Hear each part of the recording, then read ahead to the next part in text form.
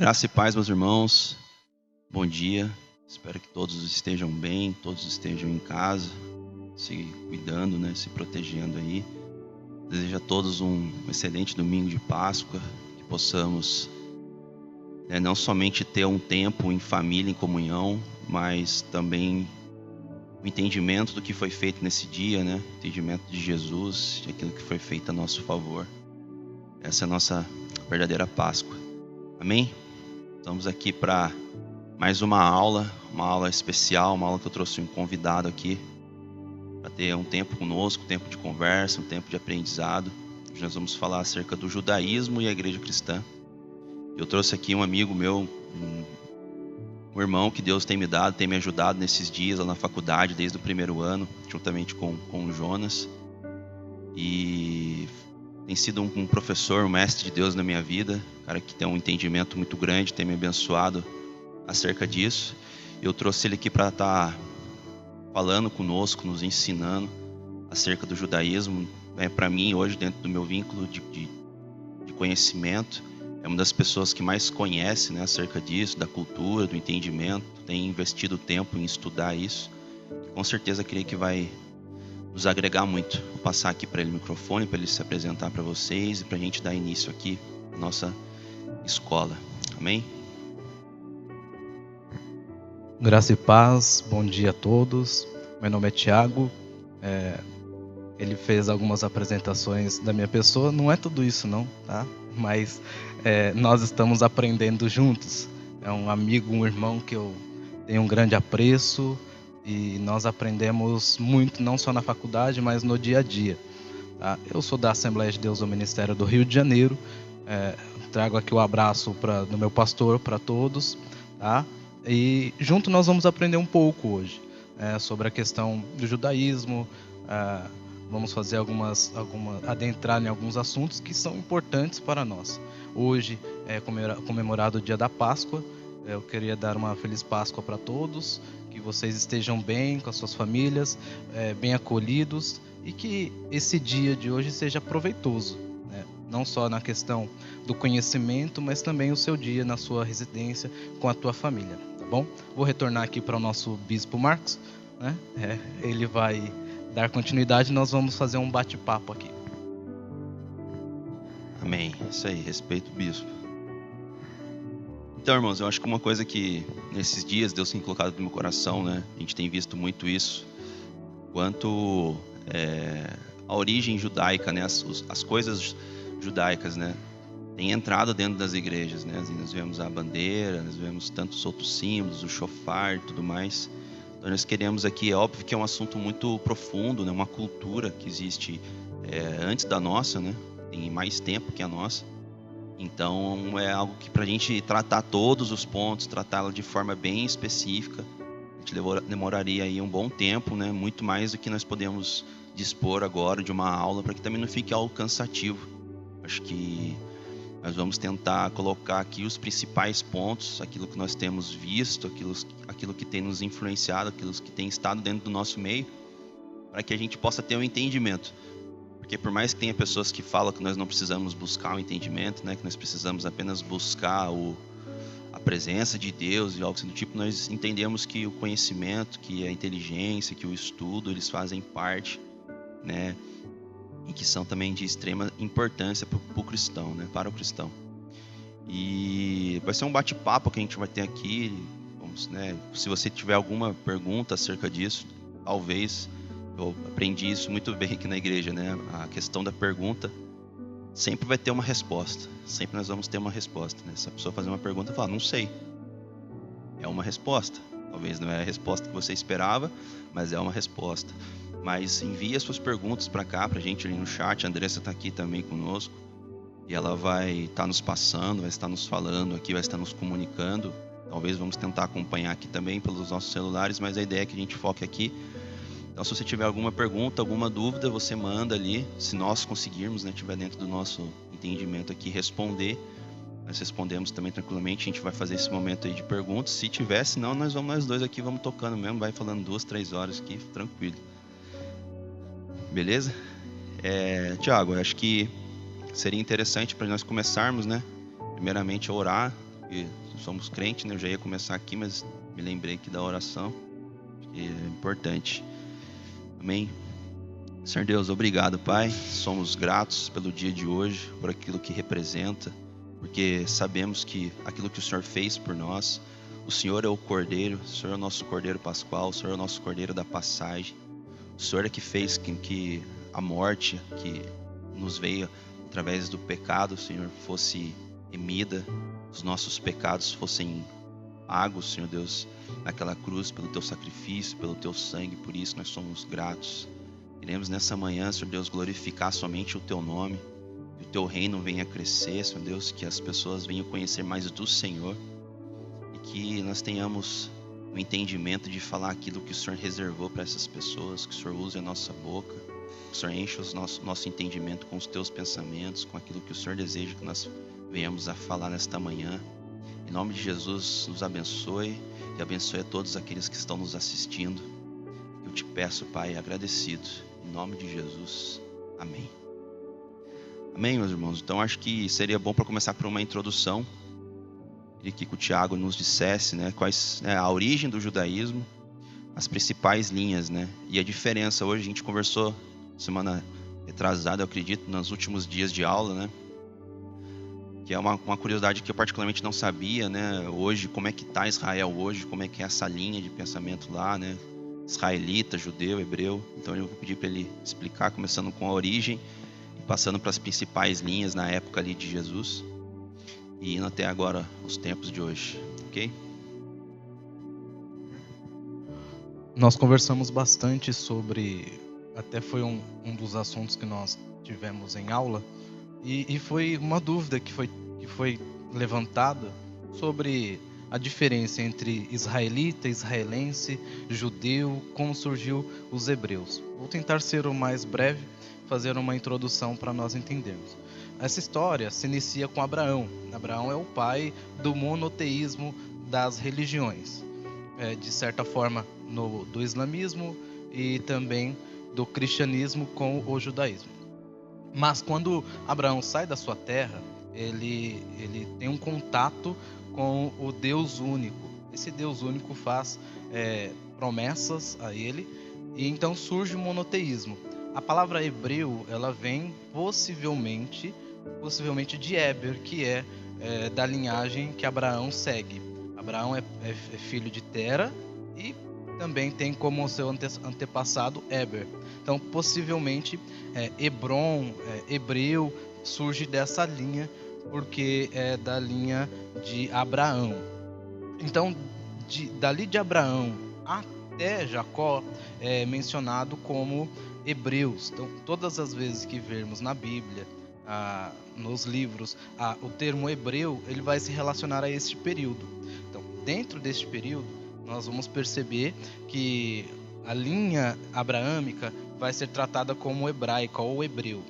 Só que depois que Jacó ele vai surgir e vai para outra linha, porque há uma grande fome, daí todos vocês conhecem a história, aí os seus filhos, que já eram 12, um deles é vendido para o Egito, e esses filhos depois migram para o Egito também por causa da fome.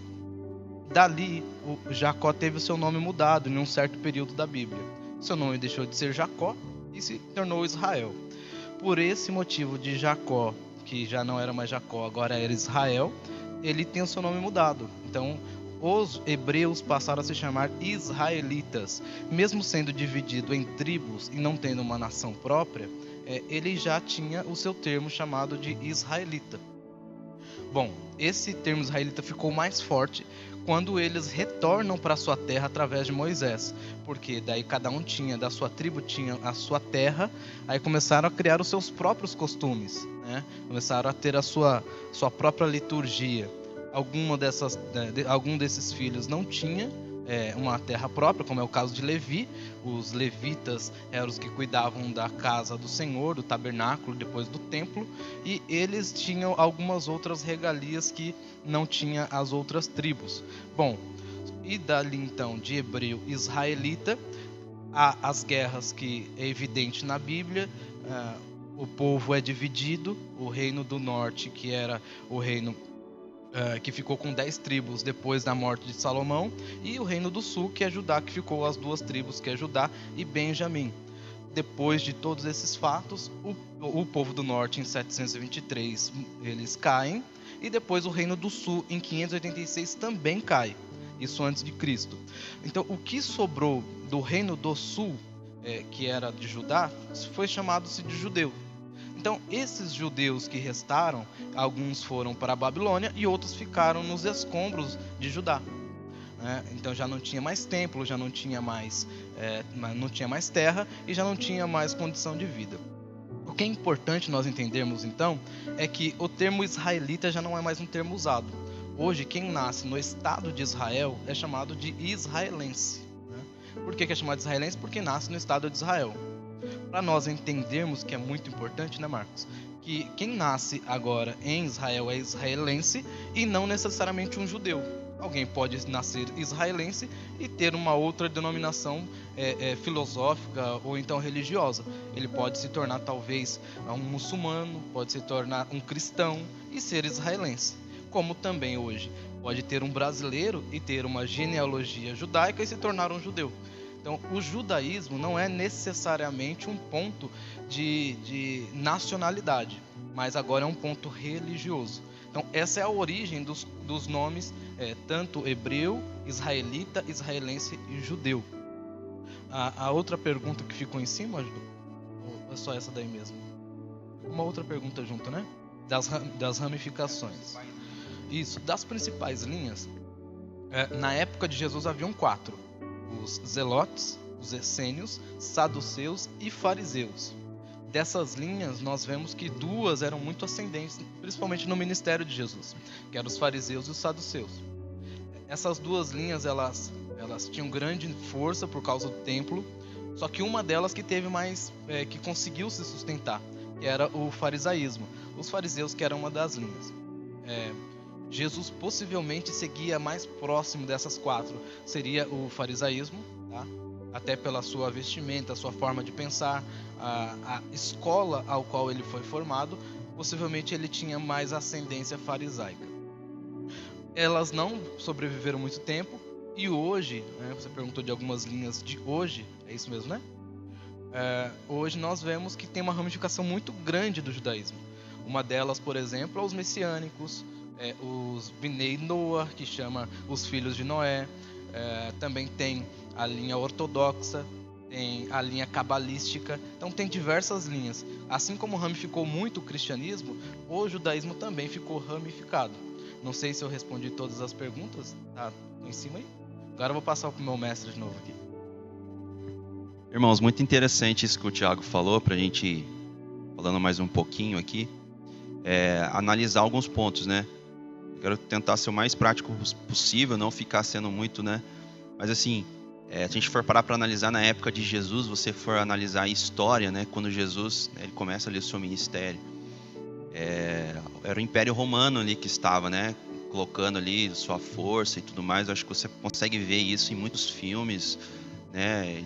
Do quanto foi crescente, né? Alexandre o Grande que né, trouxe, né, o grande Império Romano, né, se espalhou, né, por todo o mundo. Então, o que acontece? O Império Romano, ele tinha por característica o quê? Então, para a gente tentar ser uma escola, então para a gente tentar dar bastante conteúdo para vocês, na intenção, né, no objetivo de não que vocês somente aprendam aqui, mas que desperte em vocês uma curiosidade, né, de continuar estudar aí na casa de vocês. Isso é história, isso para mim, né, é muito bom, eu gosto bastante. Mas enfim, ele era ali o povo, né, ele estava sendo ali né, oprimido, digamos assim, né, pelo Império Romano. E qual era a característica do Império Romano? O Império Romano, ele não matava, ele não destruía nada, ele não impunha uma religião, ele não impunha nada, mas ele absorvia, ele cobrava altos impostos. Isso fazia com que, né, o povo ficasse preso, né, dentro ali o que Roma pedia. Então as pessoas começavam a dever, eles começavam a tomar as terras, começavam a tomar tudo que tinha de valor. Isso gerava uma miséria, né, no povo, né? E o que eles faziam também, né, eles permitiam que as pessoas tivessem a sua cultura, mantivessem a sua cultura, mas eles impunham também muita coisa. O que era a principal característica, eu acredito, analisando? Eles faziam uma mistura. Eles gostavam de trazer a cultura greco-romana. Também nós podemos ver aí, né, nos filmes, e a gente podemos perceber que é nítido, né, que eles levantavam os templos, eles traziam as coisas deles para os templos que já existiam. Então, eles impunham isso. E o que aconteceu, né? Qual foi a consequência disso dentro do cristianismo, né? Na verdade, dentro do judaísmo, né? Essas outras 3 linhas, elas acabaram cedendo a essa imposição do Império Romano. Como assim cedendo? Eles quiseram, né, ter algum tipo de influência, eles quiseram ter algum tipo de benefício e tudo mais. Então, entre aspas, como se fosse hoje na nossa política, eles se corromperam, né? Se entregaram ao sistema que estava sendo imposto a eles para que eles tivessem algum tipo de benefício. Qual foi a consequência disso? Eles foram perdendo seus atributos, né? Começaram a frequentar os cultos, né, aos deuses dos romanos. Enfim, isso foi um grande impacto na cultura. Eu estou falando isso por quê? Porque às vezes até é um xingamento, né, entre aspas, um xingamento gospel. A gente chama o irmão de fariseu, né? Na faculdade lá a gente brinca bastante, a gente usa bastante esses jargões, né, que são muito conhecidos dentro do nosso meio evangélico, né? Então a gente às vezes fala, o fariseu, ou não sei o que, tal, pra gente a gente sempre brinca lá com isso. Mas hoje, estudando, né, a história, é algo bom. Seria na época, né? Por quê? Apesar da hipocrisia de Jesus bater sempre de frente com eles foram a única linha que permaneceram intactas. Eles se agarraram tanto à cultura deles mesmos, às leis, aquilo que Deus deixou para o povo, que eles foram a única linha que se permaneceu, né, intacta, que a gente até é conhecido como a linha do povo, né, como se fosse é ruim falar isso no Brasil, né, mas como se fosse um partido do povo, se tornou um negócio a própria população abraçou aquilo e eles se fecharam entre eles, se tornaram como se fosse um sindicato mesmo, né, agarrado nas leis. Isso é um grande problema, né? Eu acho que o inimigo, nós temos visto isso, eu tenho lido alguma coisa acerca disso, nós somos sempre influenciados, né? E às vezes nós queremos proteger algo de uma forma tão forte e a gente se perde nisso. Foi isso que aconteceu com eles. Eles quiseram proteger tanto aquilo que Deus deu a eles, que eles esqueceram que a lei foi feita para os homens. Eles esqueceram disso, né, que foi feita para benefício dos homens, para que os homens conseguissem viver em comunidade ali, né, como o povo de Deus. E eles se tornaram pessoas hipócritas, né, falavam e não cumpriam, não seguiam. Enfim, foi onde Jesus, né, sempre, né, os batia de frente com eles, sempre fazia com que eles fossem, né, mostrasse a realidade para eles. Eu acho que se eles tivessem um nível de maturidade, acredito como muitos tiveram, eles colocariam a mão na consciência e falaram, cara, de fato eu estou sendo errado, eu estou falando algo que eu não estou cumprindo. Então, como o Thiago falou, também é interessante de se perceber que é muito possível que Jesus tenha vindo dessa linha, né, dentre os próprios fariseus, né? Se fosse na época de Jesus, ser chamado de fariseu era um elogio, né?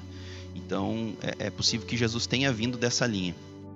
Uma outra coisa muito importante, pelo menos para mim, né? Eu achei isso muito legal de se saber, né? Porque às vezes a gente acha que o povo judeu é magnífico, né? Nossa, é o povo de Deus, então olha que legal, eles são todo mundo unido, todo mundo... Não. Como o Thiago disse aqui, eu de fato não sabia, né? Eles se ramificaram muito, existem muitas linhas. O que é interessante é que eles é diferente de nós, né, Thiago? Eu tenho acompanhado alguns por causa do hebraico, eu acabei, né, nós tivemos aula de hebraico, e acompanhando algumas páginas, né, nas redes sociais, eu percebo que apesar deles serem muito ramificados, eles respeitam muito um ao outro, né? Eles, até sobre nós mesmos, nós vamos falar um pouco acerca disso, a visão do judeu sobre o cristão, né? Mas eles respeitam muito, né? Se você está falando da bondade de Deus, se você é uma pessoa boa, né, no olhar deles, eles respeitam você, né? Não tem essa que nós temos visto, infelizmente, né, essa degladiação entre nós temos aqui o povo que é o povo de Deus, o povo cristão. Nós temos sofrido, eu acredito, mais ataques internos, né, do que externos, né? Se você pensa diferente de mim, você é um herege, lógico, tem pessoas, infelizmente, que não detêm do conhecimento, eu acredito, não querem deter também, Estamos na era da informação, então o cara também não quer. E acontece, mas eu vejo muitas críticas, né? Existe essa linha mais conservadora, essa linha mais pentecostal, que é uma hora a mais e quer agredir, né? O quer ofender o que estuda mais, o que estuda mais quer falar que o que ora mais não é de Deus, enfim. Então eles já são, por mais que eles seguem linhas de pensamentos diferentes, eles se respeitam muito mais, eles não têm essa briga. E também acerca do israelense, né? O israelita, o judeu e o hebreu, né? Para nós que temos contato com esse povo, né? Muito mais pela Bíblia, às vezes a gente acha que ficou tudo uma coisa só, né? Tudo um... Não, se eu chamar o cara de hebreu, ô hebreu, se eu for lá em Israel, chamou o hebreu, o cara vai responder, né? Enfim, pode acontecer de você chamar o cara e o cara talvez nem ser judeu, né? Isso também para mim me chamou muita atenção, achar que todos que nascem em Israel hoje, né, são judeus, né? E nem, como o Thiago aqui colocou muito bem, nem todos que estão lá são judeus, né? Nem todos, pode ser até que tenham, né, origem, claro que tem, né, são lá de Israel, mas nem por isso aceitam isso, né, de serem desse povo israelense, né? São israelenses, mas não são judeus, né? Hoje o judaísmo é diferente, por exemplo, da Europa, que tem a linha protestante como igreja nacional, né? Não tem outras linhas, é só a igreja protestante. Na Europa, alguns países são assim. Lá não é assim, né? Lá você tem essa opção de você não querer exercer a religião judaica. Então, nem todos que estão lá em Israel são judeus. Muito interessante, espero que você esteja anotando aí bastante coisa, mas que você possa também estudar depois, como eu disse. Que se você tiver alguma dúvida, alguma pergunta, mande aqui também. Já quero, né, dar o bom dia para as pessoas que estão nos acompanhando. Que Deus abençoe. Não sei, você falou que tem bastante gente, então que você seja edificado, que você cresça e adquira conhecimento. Nós estamos dando somente a introdução, né, falando um pouco do povo judeu, mas logo nós vamos fazer esse link com a igreja cristã. Só estamos fazendo a cama, né, como nós dizemos, depois a gente adentrar dentro da nossa realidade. A gente já vai deixar. Um outro ponto, Thiago, para a gente seguir aqui no nosso estudo é qual é a diferença entre o judaísmo e o cristianismo? Quando foi a grande separação dessas duas religiões? Queria que você comentasse um pouco disso. Tava tão bem ele falando, ele podia continuar. Mas vamos lá. Eu vou fazer uma parte e você faz outra. Vamos? A grande diferença que tem entre o judaísmo e o cristianismo, ele se acende muito no texto de Atos, que depois nós vamos falar, mas tem outros pontos que são importantes de falar, como por exemplo, o serviço do templo, eles tratam como algo profissional, eles não levam como apenas algo espiritual. Eles entendem, né, dentro do judaísmo, que quando você é um judeu, você é judeu todo momento, todo instante, você medita na Torá, no Antigo Testamento todos os dias. O que você faz no templo, por isso que algumas pessoas não conseguem entender, Marcos, que há uma diferença entre o serviço e o culto. O serviço, ele é algo que você faz por devoção.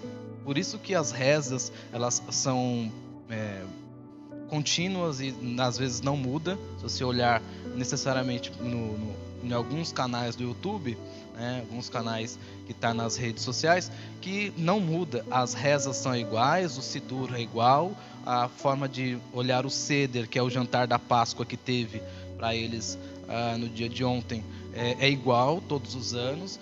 Algumas coisas mudam, como por exemplo o que está objetivando além do próprio serviço do templo, ou no caso não tendo templo, o serviço da Torá, que eles chamam.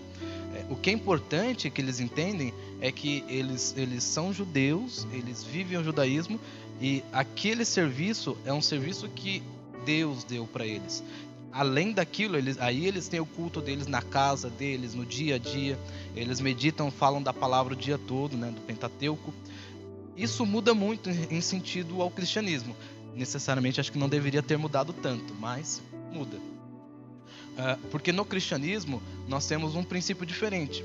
O princípio do cristianismo é de nós nos reunirmos para meditar, para adorar, para louvar, e ouvir uma palavra. Esse é um costume do cristianismo desde aí do 3º, 4º século até os dias de hoje.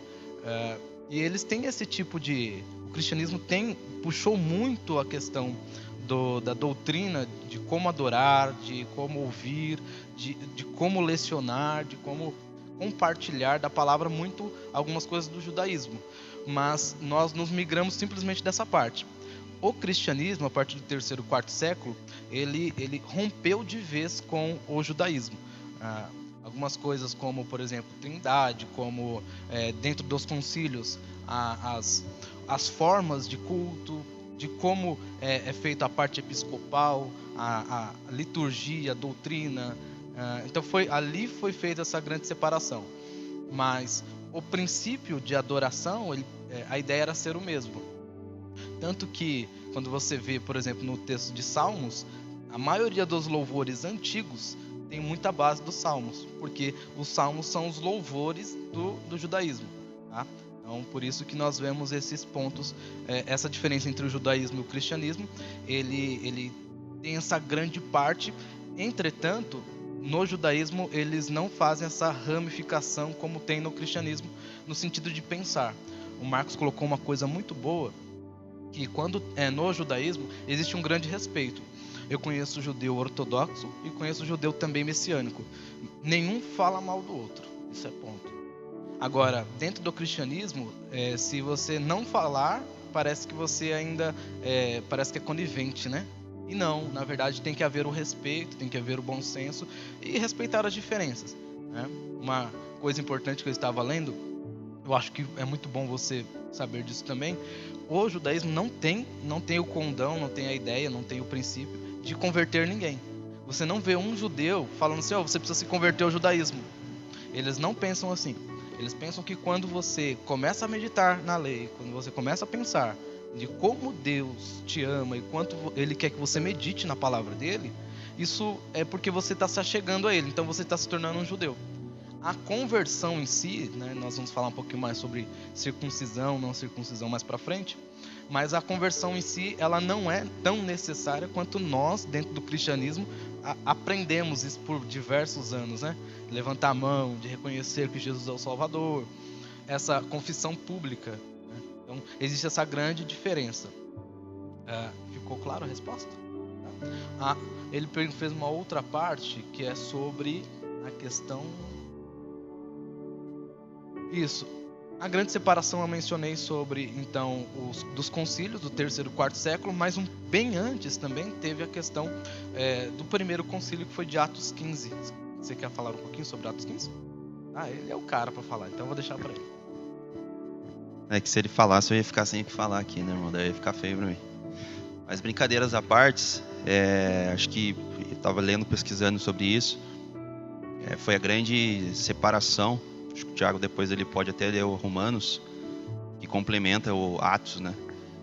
Por quê? Porque o pessoal ele começou a seguir, né?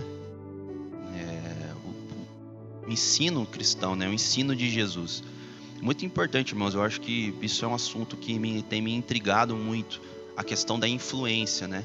Como nós somos influenciados, seja pela a sociedade em que nós vivemos, ou seja por, sabe, aquilo que nós somos, aquilo que nós aprendemos, sabe, os nossos pressupostos, né, aquilo que nós somos colocados, né, em um choque, entre aspas, né, em nós, aquilo que é imposto em nós, né, o quanto isso nos influencia pelo restante de nossas vidas, né. Às vezes você aprende algo quando você é criança com o seu pai, e isso você carrega com você o resto da sua vida, e esse ensinamento se torna um princípio, e um princípio, né, algo que você briga por ele, e você acaba deixando de viver muitas coisas, adquirir novos conhecimentos, talvez fazer coisas que você jamais imaginou fazer, porque você tornou um entendimento, um princípio, e isso vai nos afetar ou nos privar. Talvez não te faça mal, mas talvez ele te prive, né, de você viver uma vida abençoada e, enfim, desfrutar da sua vida de uma maneira correta.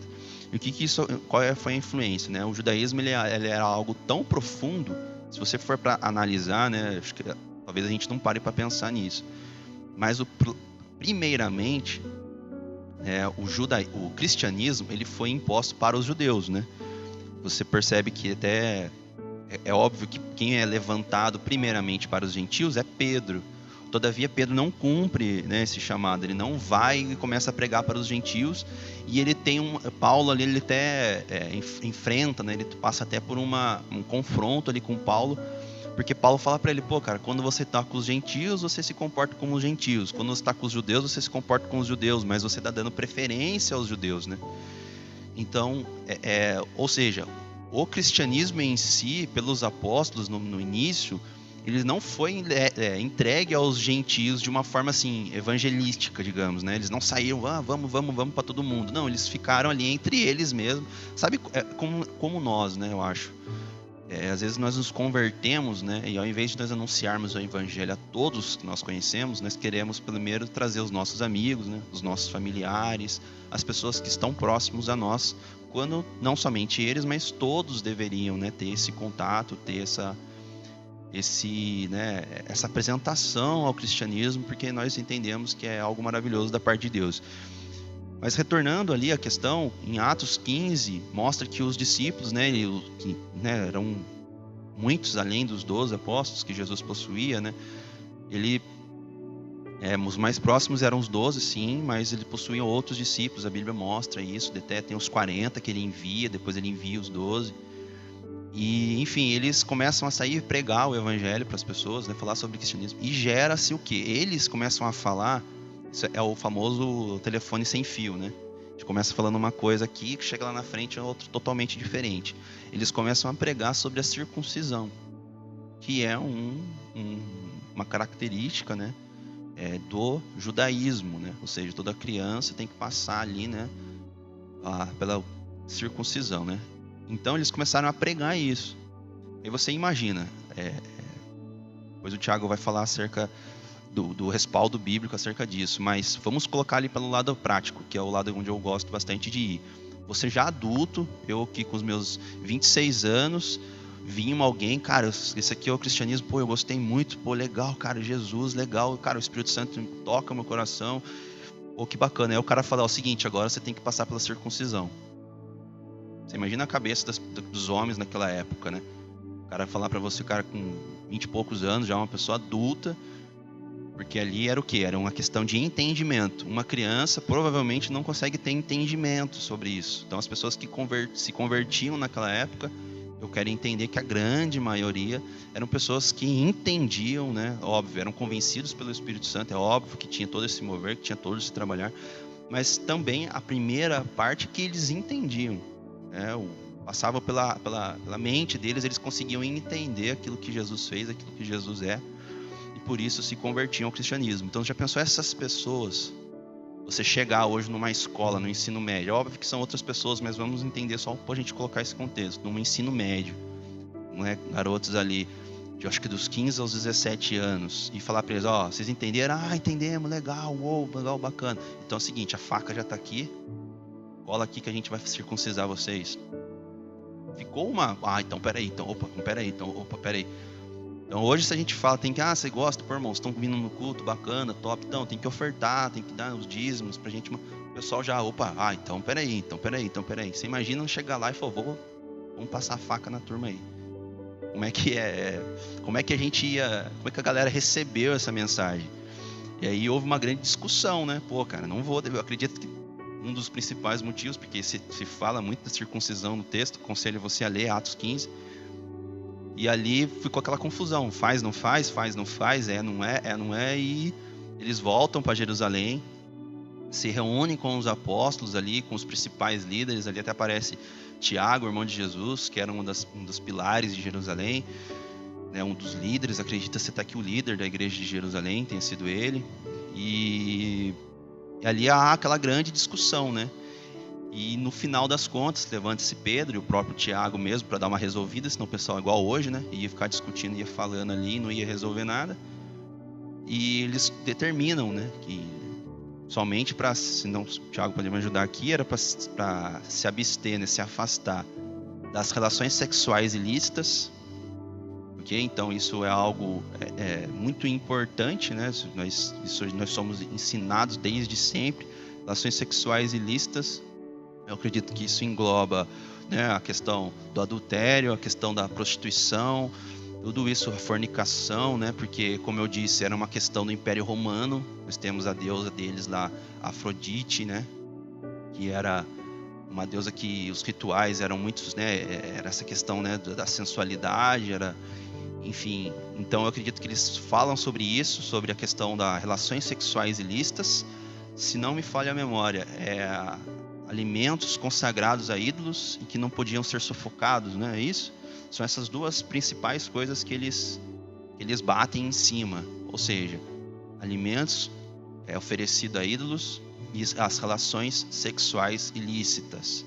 Ok? Então essa foi a grande ordenança acerca do cristianismo. E talvez, eu acredito que, né, com certeza, os judeus, que eram judeus cristãos ali, ao receberem essa notícia, entenderam que ali, né, houve-se uma grande separação. Pô, se você não vai fazer a circuncisão, logo você não tem parte comigo.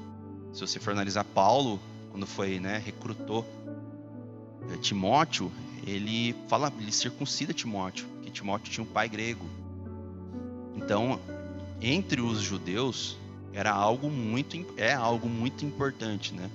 Então eles, os caras que recebem Jesus, os caras que são cristãos, na verdade eles não tinham essa palavra, mas vamos usar, né? O cristão vem só posteriormente. Mas, os cristãos, quem recebe Jesus não precisa fazer circuncisão. Então eles não são nosso grupo, né? Não são da nossa linha, não são judeus. Então, peraí. Então acho que melhor vocês caminharem aqui, porque eu defendo. Eles talvez poderiam até pensar numa, como a gente fala, ser muito, não falava libertinoso, mas muito fácil, né? O pessoal fala que tomou muito liberdade, né? Os caras são muito, não tem disciplina ou algo assim do tipo, eles não seguem todas as doutrinas, então acho que aquilo ali não é para mim. Então acredito que em Atos 15, que é a grande primeira reunião, né, dos principais da igreja, ali houve essa separação, já que não se precisa mais fazer a circuncisão, logo você não é mais povo de Deus, você não caminha mais comigo. E acredito que aqueles que se converteram de fato, seguiram seus caminhos, os caminhos de Jesus, e aqueles que de fato não converteram, né, não passaram pela transformação, um novo nascimento e tudo mais, continuaram na sua linha de judeu e tudo mais, e assim viveram as suas vidas. Queria que o Tiago falasse um pouco de Romanos, porque ali Paulo também vai salientar a questão do cristianismo, da circuncisão. A gente vai falar um pouquinho disso agora também, para que fique mais assim exposto essa diferença, né? Porque a circuncisão, ela é um principal fator dentro do judaísmo, e o cristianismo, como vocês podem mesmo ver aí, né, em Atos 15, não é mais um ponto principal. Você não precisa mais passar por ela. O Tiago vai falar um pouco aqui para nós. Exatamente o que o Marcos falou. Eu vou citar o texto que ele explicou de Atos 15, que é Atos capítulo 15, versículo 20. Mas escrever-lhes que se abstenhais das contaminações dos ídolos, da prostituição, do que é sufocado e do sangue. Aí verso 21.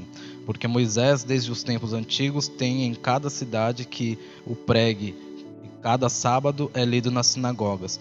Daí eles perceberam que era importante manter pelo menos esses pontos depois do concílio, exatamente o que o Marcos explicou muito bem. Em Romanos capítulo 2, versículo 25, está assim, porque a circuncisão tem valor se praticares a lei. Se és, porém, transgressor da lei, a tua circuncisão já se tornou incircuncisão. Então, o que acontece? Pro judeu, se você não seguir todas as suas doutrinas, que eles chamam de mitzvot, são 613. Se você não seguir elas, então não adianta nada você ser circuncidado. Então, não tem valor nenhum. A questão da circuncisão foi dado lá para Abraão, quando ainda eram chamados de hebreus, né? Porque era uma prova e uma marca de que eles eram um povo diferente, separado. Então era mais algo físico mesmo, tá? Depois teve seus valores espiritualizados pelos próprios judeus. Em Romanos capítulo 4, versículo 11. E recebeu o sinal da circuncisão como selo da justiça, da fé que teve quando ainda incircunciso, para vir a ser pai de todos os que creem, embora não circuncidados, a fim de que lhes fosse imputada a toda a justiça. Então, quando Abraão passa por esse processo, ele se faz por necessário para justificar ser pai de todas as nações. Tá? Tem um último texto que eu gostaria de ler para eu poder explicar. Gálatas capítulo 6, versículo 15. Pois nem a circuncisão é alguma coisa, e nem a incircuncisão, mas o ser nova criatura. Então, não só esse texto, mas o texto de Efésios também fala isso. Paulo, ele bate muito nessa tecla, de que a importância é você obedecer a Deus, não necessariamente ser circuncidado ou não. A circuncisão é algo para o povo de Israel e não para o povo do cristianismo, ou então os que seguem a Cristo. Por esse motivo que Paulo bate muito forte em relação a ser circuncidado. Tem um outro texto que eu achei interessante, deixa eu ver se eu encontro ele aqui. 1 Coríntios capítulo 7, 19. A circuncisão em si nada é. Olha, um judeu falar que a circuncisão nada é como se ele estivesse dando um tiro no próprio pé. Ele estava falando assim, podem me apedrejar que eu estou ficando doido, era essa a ideia. Mas aí depois ele rebate, olha, a incircuncisão também nada é, mas o que vale é guardar as ordenanças de Deus. Então, o que ele faz? Ele deixa como secundário essa questão de circuncidar ou não. O mais importante não é se você é circunciso ou não, mas é se você obedece. Depois, em um outro texto, ele vai dizer, porque não há nem gregos, nem judeus, nem estrangeiros, nem escravos, todos estão debaixo da ordenança de Deus se obedecer, tá?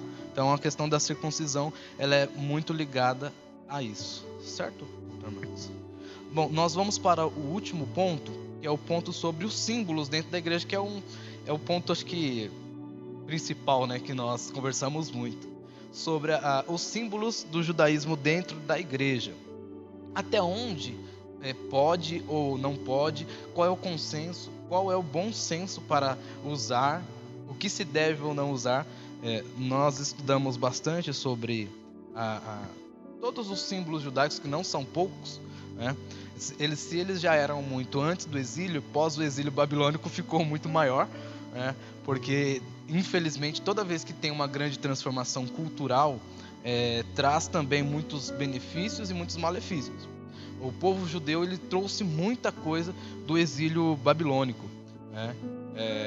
Alguns conceitos que são até complicados de explicar sobre ressurreição, sobre reencarnação, está muito ligado também ao pós-exílio. Você quer falar um pouquinho e depois eu volto? O que você prefere? Pode ser? Irmãos, é muito interessante isso acerca dos símbolos, né? Porque nós temos sido, as igrejas, pelo menos nós temos percebido, né? Algumas coisas que até o Thiago fez uma lista aqui para nós falarmos um pouquinho acima. É muita coisa, como o Thiago falou. Acho que se a gente for ficar falando aqui, nós vamos muito longe. Mas eu espero que você aí na sua casa, ou onde quer que você esteja assistindo, que você possa ter conseguido perceber, né, a questão do judaísmo, né, quem são eles. Eu acho que é muito interessante essa curiosidade. Israel hoje serem israelenses, nem todos lá serem judeus. Eles também terem muitas ramificações, né, e que a diferença, talvez uma grande diferença, é que eles se respeitam, né? Então, às vezes a gente quer talvez trazer essa cultura, trazer tudo isso, porque nós achamos que eles são um povo perfeito, porque na Bíblia eles são chamados de povo de Deus. E eu creio, irmão, se você for analisar Israel hoje, é um estado e tal, um país, você vai ver a tecnologia que eles têm, os caras são muito inteligentes, né, o armamento, a questão militar deles. Então, assim, eles são um povo diferenciado mesmo. É claro que Deus tem algo com aquele povo, mas se expandiu e se, né, coloca ao nosso favor também hoje. Isso está ao nosso encontro. Hoje nós também somos chamados de filhos de Abraão, né? Enfim, não mistificando muito isso. Mas o que eu quero dizer é que eu espero, né, que vocês aí estejam conseguindo entender. O judaísmo, ali em Atos, eu acredito que em Atos fica mais nítido essa separação do cristianismo. Nós vamos falar agora acerca dos símbolos, né? Então, para que nós consigamos perceber, né? O judaísmo, ele segue as regras ali, as leis e tudo mais, foram para um canto. E Paulo foi um grande militante, né? Foi um grande cara o apóstolo mesmo disso, né? Que ele veio nos mostrar que, na verdade, o que conta é o nosso coração. Tem, acho que, se não me engano, tem em Romanos mesmo, diz que aquele que não conhece a lei, mas as obedece, logo já está debaixo, né, dessas bênçãos de Deus. Acho que é por isso que nós vemos muitas pessoas que nós consideramos ímpios, né, mas que são pessoas abençoadas, porque eles têm um coração de ajudar pessoas, eles seguem uns princípios nesse sentido. Então, eu quero e espero que todos, que tenha ficado claro aí para vocês, é isso, essa separação. Então, hoje, o cristianismo, ele não segue esses ensinos, essas doutrinas, né? Nós temos hoje como estudo, por exemplo, o Novo Testamento, né, que muitos deles, né, descaracterizam. E nós vamos ter, o Thiago vai até falar um pouco mais disso quando a gente chegar nos símbolos. Acho que poderia até começar pela Bíblia, a diferença e tudo. E o principal, a circuncisão, nós também, né, hoje, nós não precisamos ser circuncidados. O cristão hoje, ele vive de uma transformação que ocorre de dentro para fora. Ou seja, o Espírito Santo, ele vem sobre nós nos convence, nós nascemos de novo, né? Aquilo que Jesus conversa com Nicodemos. Você precisa nascer de novo para entrar no reino de Deus. Então, acontece isso em nós. Nós começamos a seguir o entendimento de Jesus Cristo. Nós conseguimos perceber que, como Jesus falou, né, acerca do sábado, devemos fazer o bem no sábado, né? Jesus curava, Jesus, enfim, fazia todas aquelas coisas que você já deve saber na Bíblia, no sábado, porque ele entendia que o amor às pessoas, não que ele descaracterizava a lei, o Tiago falou uma vez isso para mim, né? Jesus, ele não descumpriu a lei, mas ele seguiu a lei verbal, né? Isso é muito interessante, depois se você puder falar acerca disso também, porque talvez nós queremos, há uma onda muito grande, né? Nós chegou a esse assunto para a gente passar para as perguntas, chegou, né, na igreja esse grande ápice, né? Às vezes a gente vê a bandeira, às vezes a gente vê a menorá, né? Às vezes a gente vê o shofar, o óleo, e nós vamos falar um pouco disso, mas eu espero que até aqui, vocês tenham conseguido perceber que houve uma separação por questões doutrinárias, né, entre o judaísmo e o cristianismo. E hoje nós somos um povo que vive e entende a lei, busca cumpri-la, é óbvio, ninguém que, né, descaracteriza a lei. Jesus mesmo disse que ele não veio para desfazer a lei, mas para cumpri-la. Então, nós não descaracterizamos de forma nenhuma, mas nós entendemos que a transformação, a ação, a movimentação, ela acontece de dentro para fora. Nós estamos debaixo das bênçãos, somos o povo eleito, Paulo nos chama, Paulo que traz a palavra a nós. Mas acontece que, né, nós estamos no 2000, né, anos depois de Jesus, muitas coisas aconteceram, né? Infelizmente, muitos ataques à igreja, muitas coisas, então nós temos influências de muitos lados, acho que vale ressaltar isso também depois para o final, mas que fique entendido na nossa cabeça que o judeu é o judeu e glória a Deus por isso, e o cristão é o cristão e glória a Deus por isso. Há essa diferença, há essas separações aí, ok? Então eu queria que o Thiago falasse aqui acerca dos símbolos. Ele fez uma lista aqui, acho que a gente nem precisa prolongar muito, mas passar por cima disso aí, falar bastante, porque às vezes a gente vê isso, né, na igreja hoje, principalmente na pentecostal, né, que coloca-se, né, coloca-se o shofar, toca-se o shofar no culto, e às vezes as pessoas não conseguem entender o porquê né, se aquilo ali é de Deus, se não é. Mas às vezes na emoção, né, toca aqui o kippar, acho que às vezes o cara tá tocando um berrante, como se fosse um berrante, né. Não estou descaracterizando quem faz isso. Eu acho que a ideia nossa não é criticar ninguém, mas é expor segundo, né, a luz da Bíblia, segundo a luz de ensinos, de estudos, né, que nós nos propomos aqui a fazer, a expor aquilo que é. Porque acho que como cristãos maduros, nós precisamos entender que a verdade é a verdade e a mentira é a mentira. Então, que tem embasamento, que tem estudo, é isso mesmo, a gente tem que entender, quer a gente goste ou não, porque é a verdade. A verdade, irmãos, nem sempre nós vamos gostar dela, mas ela é a verdade.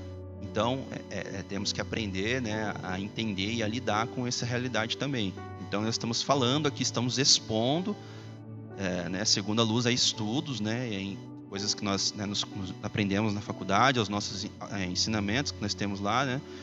Então, é para que a gente possa caminhar. Então, acerca dos símbolos nós vamos tratar agora, mas para caminhar para esse sentido, de expor aquilo que é. Se você que está nos assistindo, irá nos assistir posteriormente, tem esse costume na sua igreja, ou você acha bonito, ou você gosta, fica a seu critério. Eu gosto muito do cristianismo por isso. Não é porque é uma bagunça, é uma anarquia, todo mundo faz o que quer. Mas porque Deus,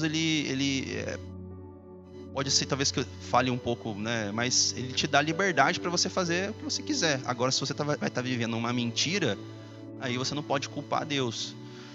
Não que eu estou dizendo mais uma vez que isso seja uma mentira, mas cada um vai ter que ser, naquele grande dia, né? Será somente nós e Deus. Não vou poder chamar o Tiago, mas explica para ele aqui a palavra em hebraico. Não vai ter como. Ô Tiago, mas lembra aquele dia que a gente orou a Deus, a gente fez as coisas, né? Não vai ter. Naquele dia será somente eu e Deus, a gente não vai ter como dar desculpa para ele, né? Então, que a gente possa viver segundo aquilo que a Bíblia já nos mostra, aquilo que o ensino já nos tem entregue, aquilo que Deus, o Espírito Santo, tem colocado dos nossos corações também. Amém? Isso é só para a gente ir trabalhando. Eu sei que entra pessoas no meio da live, então também para essas pessoas que entraram depois que nós iniciamos. Nosso propósito aqui é mostrar o judaísmo e a igreja cristã. Então, ok? O Tiago vai falar acerca dos símbolos aqui. E nós passamos aqui para as perguntas e nós finalizamos aí. Ok? Bom, vamos falar de alguns dos símbolos. Eu não vou falar todos, eu fiz uma lista razoável, mas acho que nós não teremos tempo hábil para falar de todos. Mas algumas eu acho que nós precisamos falar. Até 11h30? Ele falou que vai até 11h30 da noite. Mentira, brincadeira. Uma delas que eu até fiz um asterisco ao lado ali, que eu acho importante nós falarmos. A estrela de Davi. A estrela de Davi é um ponto que a maioria dos cristãos ou não cristãos tem usado e não tem noção, né, da profundidade que tem para o judeu. Para o judeu ele é o símbolo da sua pátria, ele é o símbolo da sua nação, porque Davi foi considerado o maior rei que houve na história de Israel. Se você ver o símbolo da estrela de Davi, que parecem dois triângulos, um ao contrário do outro, a palavra Davi em hebraico ela tem dois dalets que formam, se você invertê-los, ele faz um triângulo. Entendeu? Então, se você analisar, pegue uma foto e olhe como que é a estrela de Davi, imagine a letra Dalet. Depois até a gente coloca aí uma foto, alguma coisa, ele parece o Dalet é o D. Desculpa, gente. Eu tô chegando lá, vou aprender ainda. O Dalet é a letra D, que é de Davi. A palavra Davi só tem 3 consoantes, que é dois Dalets no começo e no final, e um Vav no meio, que é para completar a semiconsoante. Gente, por que isso? Quando os posteriores de Davi, inclusive Salomão, eles têm como Davi um exemplo, eles têm isso tão forte dentro deles, o que eles fazem? Eles fazem esse escudo. Muitos dos militares da época dos valentes de Davi, dos valentes da época de Salomão, dos militares pós-Salomão, eles usaram esse escudo, né, colocaram isso no próprio escudo, esse símbolo no próprio escudo, como se Deus fosse proteger, porque era o Deus de Davi. Então, para nós, é o Estado de Israel. Se eu usar isso como simbologia para mim, eu crio dificuldades, porque o meu rei nunca foi Davi. Entenderam? Então, esse é um exemplo. E também nós temos outros diversos aqui, como por exemplo, kippah. A kippah é aquele pequeno chapéu que o judeu coloca bem em cima da sua cabeça, no final do crânio mesmo, bem aqui assim atrás, né, onde a gente chama de parte achatada. Por quê? Porque eles entendem que a kippah é para você lembrar que alguém é acima de você. Então, por isso que você vai ver, quem tem amigo judeu ou quem for ver uma kippah, geralmente tem sempre um símbolo em cima. Por quê? Para o homem é ordenado que está da sua cabeça abaixo. Da sua cabeça acima, não é ele que controla, mas é o próprio Deus. Eles entendem isso. Agora, eu sei que eu faço parte de um corpo, e a cabeça desse corpo não sou eu. A cabeça desse corpo é Cristo. Então, se eu olho para a kippah e eu reverencio ela mais do que Cristo, eu estou, na verdade, desfazendo todos os méritos que Cristo teve na cruz.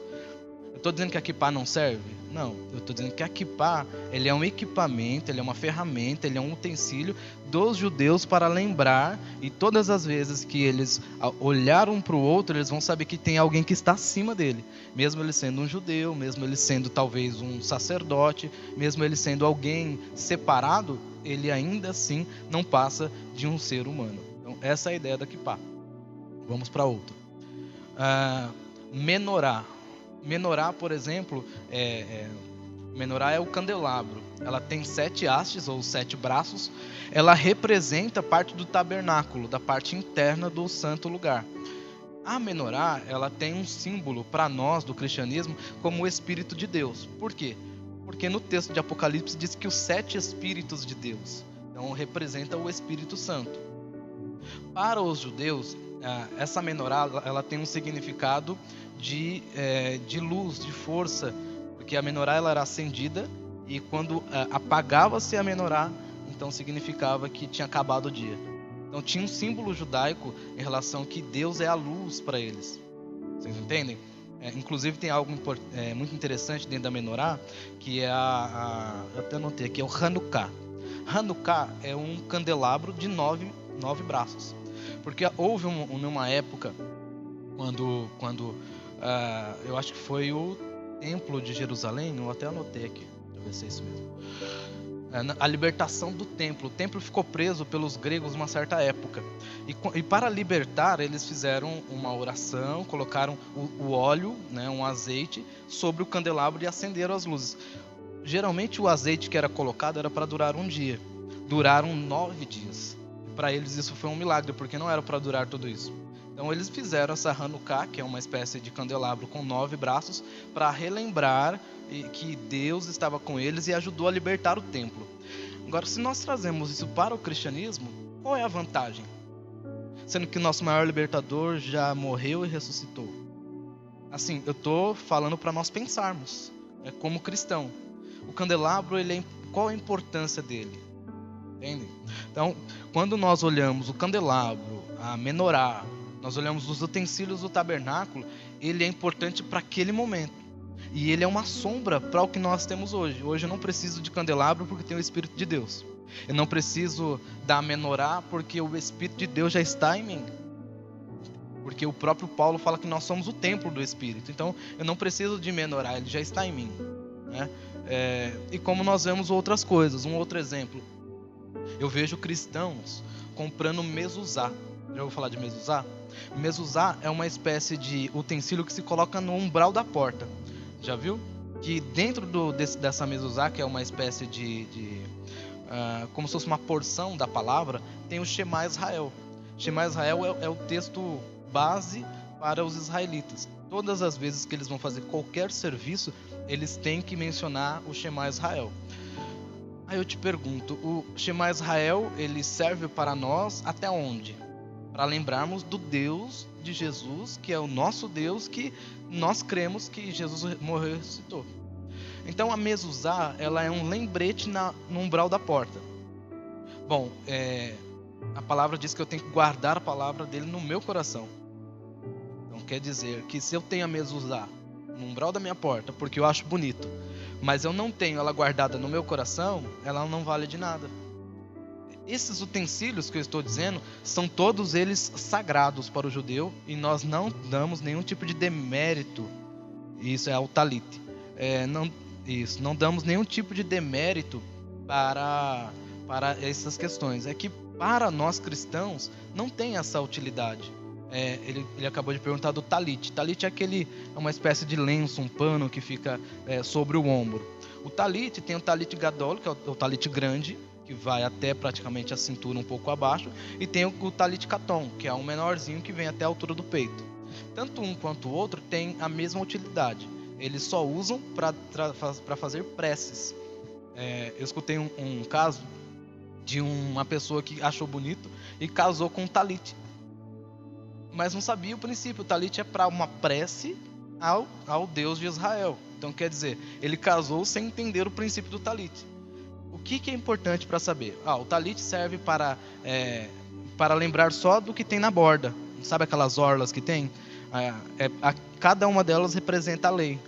Então, por exemplo, o talit ali vai ter 10, que representa o decálogo, né? As 10 leis, por exemplo, do Antigo Testamento que nós conhecemos, por Moisés. Então, tem um significado, tem uma simbologia, né? Então, nós entendemos que o talit ele serve para algo específico dentro do judaísmo. Então, não tem por que eu trazer isso para um culto no cristianismo, porque eu não estou fazendo preces, eu estou fazendo um culto em adoração.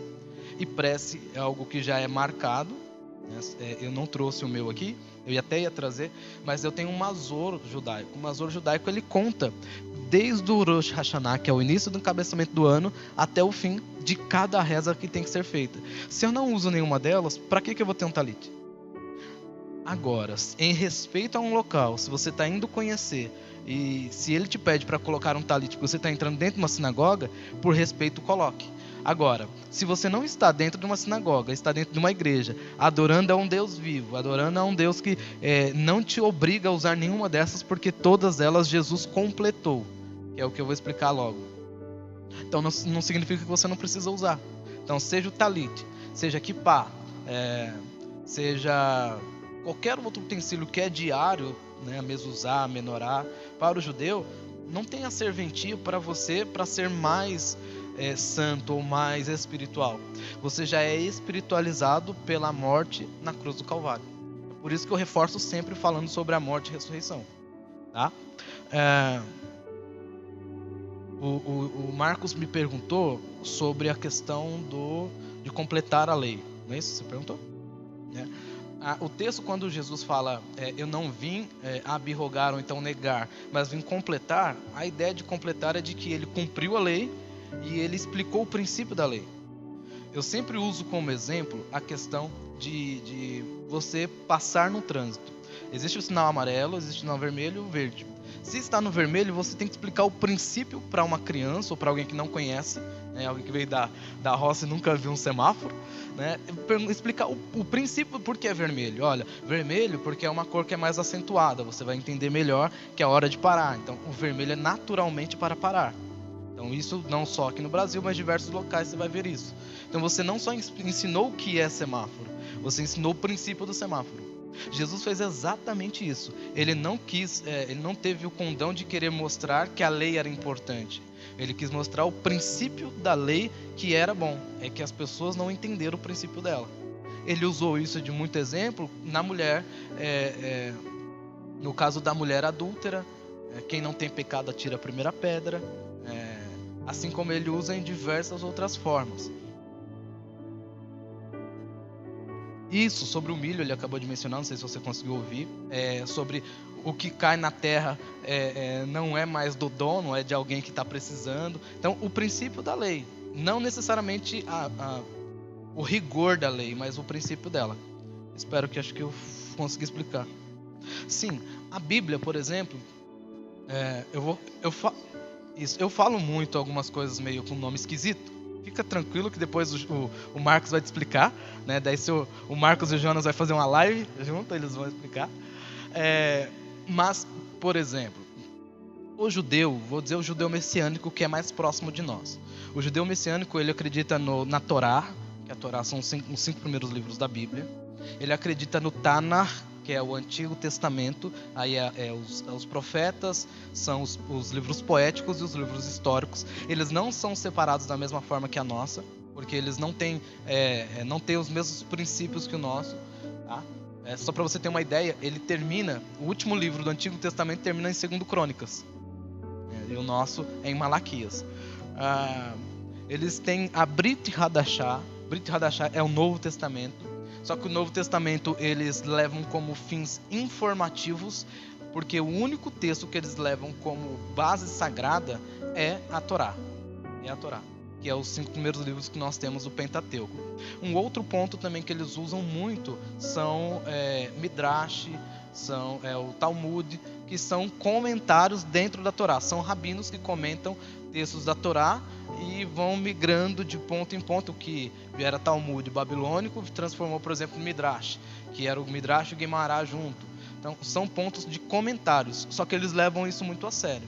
Eu acho até algo, Marcos, que nós precisamos até relevar e pensar também.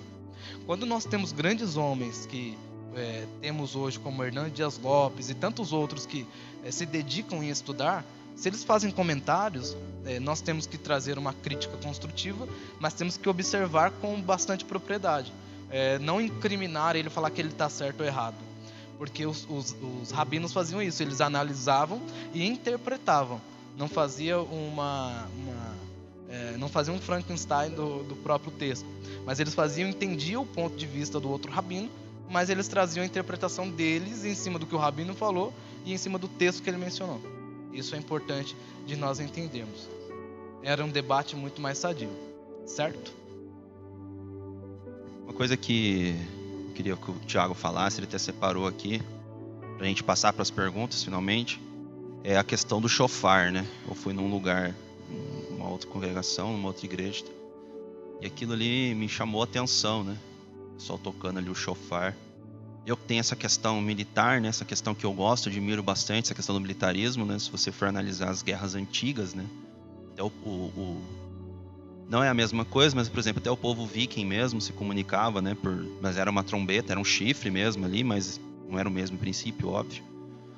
E você tinha isso, né? Para simbolizar muitas coisas. Então, quem gosta desse tipo de história, guerra antiga, as guerras medievais, esse período, eu acho interessante isso, né? Aqui hoje no Brasil nós temos o berrante, né? Que a corneta, temos outros instrumentos, mas é o mais antigo, né? Que se assemelha talvez ao shofar seria o berrante, pelo menos aqui a nossa realidade, né?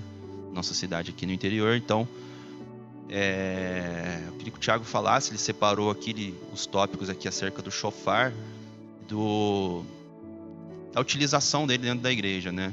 O que ele é realmente, aquilo que eu disse, aquilo que o Thiago falou é muito, muito interessante. Nós analisamos todas as coisas e dentro da nossa realidade nós temos que pensar na aplicação delas, certo? Por exemplo, se o Cris, que é o pastor aqui da casa, que é o apóstolo aqui da casa, ele começasse a falar somente em hebraico aqui e tudo mais, eu acredito que a grande maioria aqui da nossa igreja não entenderia isso, demoraria um tempo, nós teríamos que ter aulas aqui para que nós venhamos adquirir o conhecimento, para que quando ele falasse, todos entendessem, certo? Então, o que nós entendemos? Nós trazemos aqui a aplicabilidade das coisas. Então, todos esses aqui são símbolos que nós buscamos trazer uma aplicabilidade. Agora, tem que ver se essa aplicabilidade existe ou não. Aquilo que o Thiago falou, por exemplo, muito interessante. É o Dalit, sempre confundo o nome. E o cara colocou porque ele achou bonito e casou. Então assim, qual é o problema? Nenhum problema, certo? Nenhum problema, acredito que não morreu por isso, né? Não aconteceu nada, Deus não pesou a mão, o cara, né? Não aconteceu nada. Ele achou bonito, ele colocou, ele casou. Então quer dizer, teve algum problema para ele? Não. Vai trazer alguma maldição pro casamento dele? Acredito que por isso não. Mas ele não entendeu o princípio daquilo, entende? É como você usar uma camiseta com uma frase em inglês, por exemplo, bem grosso, né? Um exemplo bem grosso, tá te xingando, e por você não discernir que é inglês, você usa, mas você gosta da estampa, você acha ela bonita, e você começa a usá-la como se fosse uma camiseta favorita sua, mas você não entende o que ela tá falando aqui, mas você usa, você acha bonito. Vamos colocar aqui que uma grande, né, maioria das pessoas aqui ainda também não falam inglês, nenhuma delas também vão achar bonito. Agora, se você acha que encontrar com uma pessoa que entende inglês, nesse exemplo, ela vai falar, cara, eu acho que você deveria trocar essa sua camiseta porque você está usando ela fala isso, ela está te ofendendo e você não deveria usar. Então é isso. Mas se todavia o cara falar isso pra você, você falar, não pega nada, eu gosto dela, vou continuar usando ela assim mesmo. Se o cara for louco pra querer arrancar a força do seu corpo. Então, existe isso, né? Você tá usando símbolos, talvez você não entenda, talvez porque você acha bonito, talvez porque você, né, gosta, talvez porque você foi ensinado, talvez porque seja uma doutrina da onde você está, né, um ensino. Isso é muito interessante também, né, Thiago? A gente colocar a respeito disso. Existe a doutrina do lugar, né? E existe a doutrina bíblica. certo? Então, por exemplo, hoje na nossa igreja, aqui na nossa comunidade, Ministério Petra, ela não obriga você a usar o terno, por exemplo, ok? Ela não é. Você quer vir de terno? Ok, glória a Deus, super tranquilo. Agora, ela não obriga você a fazer isso, certo? Ou seja, se você for analisar na Bíblia, você pode fazer sim interpretações, né? Muitos usam, né? Se você for de frente com um juiz, você vai de chinelo e bermuda. Se você tiver um pouquinho, né, sei lá, talvez você não vá também na igreja de chinelo e bermuda, certo? Mas eu tô querendo para o culto, né? O que eu tô querendo dizer, por exemplo, às vezes muitas pessoas utilizam-se disso, né? Você não vai de frente com um juiz de chinelo e bermuda, você vai de terno, você vai bem arrumado para você receber uma autoridade. E também outras pessoas podem interpretar da mesma maneira, que é uma linha que eu me aproximo mais. Mas quando eu vou na casa do meu pai, eu não vou de terno e gravata, né? Eu vou vestido, é óbvio, sento e tenho um tempo com ele. Então, assim, e nem por isso meu pai se sente desrespeitado, porque eu não estou indo de terno e gravata ou com a melhor roupa que eu tenho, entende? Então são linhas e interpretações, mas doutrina de Bíblia, dizer que isso é bíblico, complicado, entende? Mas é uma doutrina do lugar, ou seja, se você quer frequentar aquele lugar, por exemplo, a nossa igreja tem as paredes pretas. Tem pessoas que têm problema com isso. Já me perguntaram muitas vezes por que as paredes da sua igreja é preta. Vocês apagam a luz. Eu não gosto disso. Não sei o quê. Então, assim, eu entendo perfeitamente, assim, respeito também perfeitamente. Só que, assim, a nossa igreja hoje, ela tem essas coisas. Então, se você quer estar aqui conosco, né, logo, né, você tem que entender essas coisas. Assim como, por exemplo, se eu for em qualquer outro ministério, não sei se é na igreja do Tiago, assim, se eu receber um convite para lá ou for fazer uma visita, é óbvio que eu tenho que me portar como eles lá, senão eu causo escândalo, né? Eu causo um problema, às vezes, talvez, né? Enfim, uma série de coisas. Então, aquilo que é doutrina e aquilo que é ensino bíblico são coisas que podem ser que sejam iguais, mas podem ser que sejam diferentes. Então, se você tem esse costume, você tem esses símbolos, você gosta, você acha bonito, você ainda quer continuar a usar, mesmo sem entender, mesmo que isso talvez não faça sentido para você, irmão, nós não estamos aqui para criticar ninguém. Estamos fazendo aqui uma exposição daquilo que é, com base, como eu disse, nos estudos. Amém? Então eu queria que o Tiago, para a gente finalizar aqui, passar para as perguntas, falasse acerca do shofar, né? Ele até separou aqui questões dos toques e tudo mais, para a gente finalizar e passar para as perguntas. Muito boa fala do Marcos sobre a questão de doutrina. Tem que realmente separar doutrina bíblica e a doutrina da sua denominação. Isso daí foi perfeito. Bom, sobre os toques do shofar, eu deixei separado 4 toques, porque o shofar, ele é um utensílio muito antigo, por ser algo muito artesanal, vamos dizer assim, porque é algo que tira do próprio animal, então não tem algo muito tecnológico.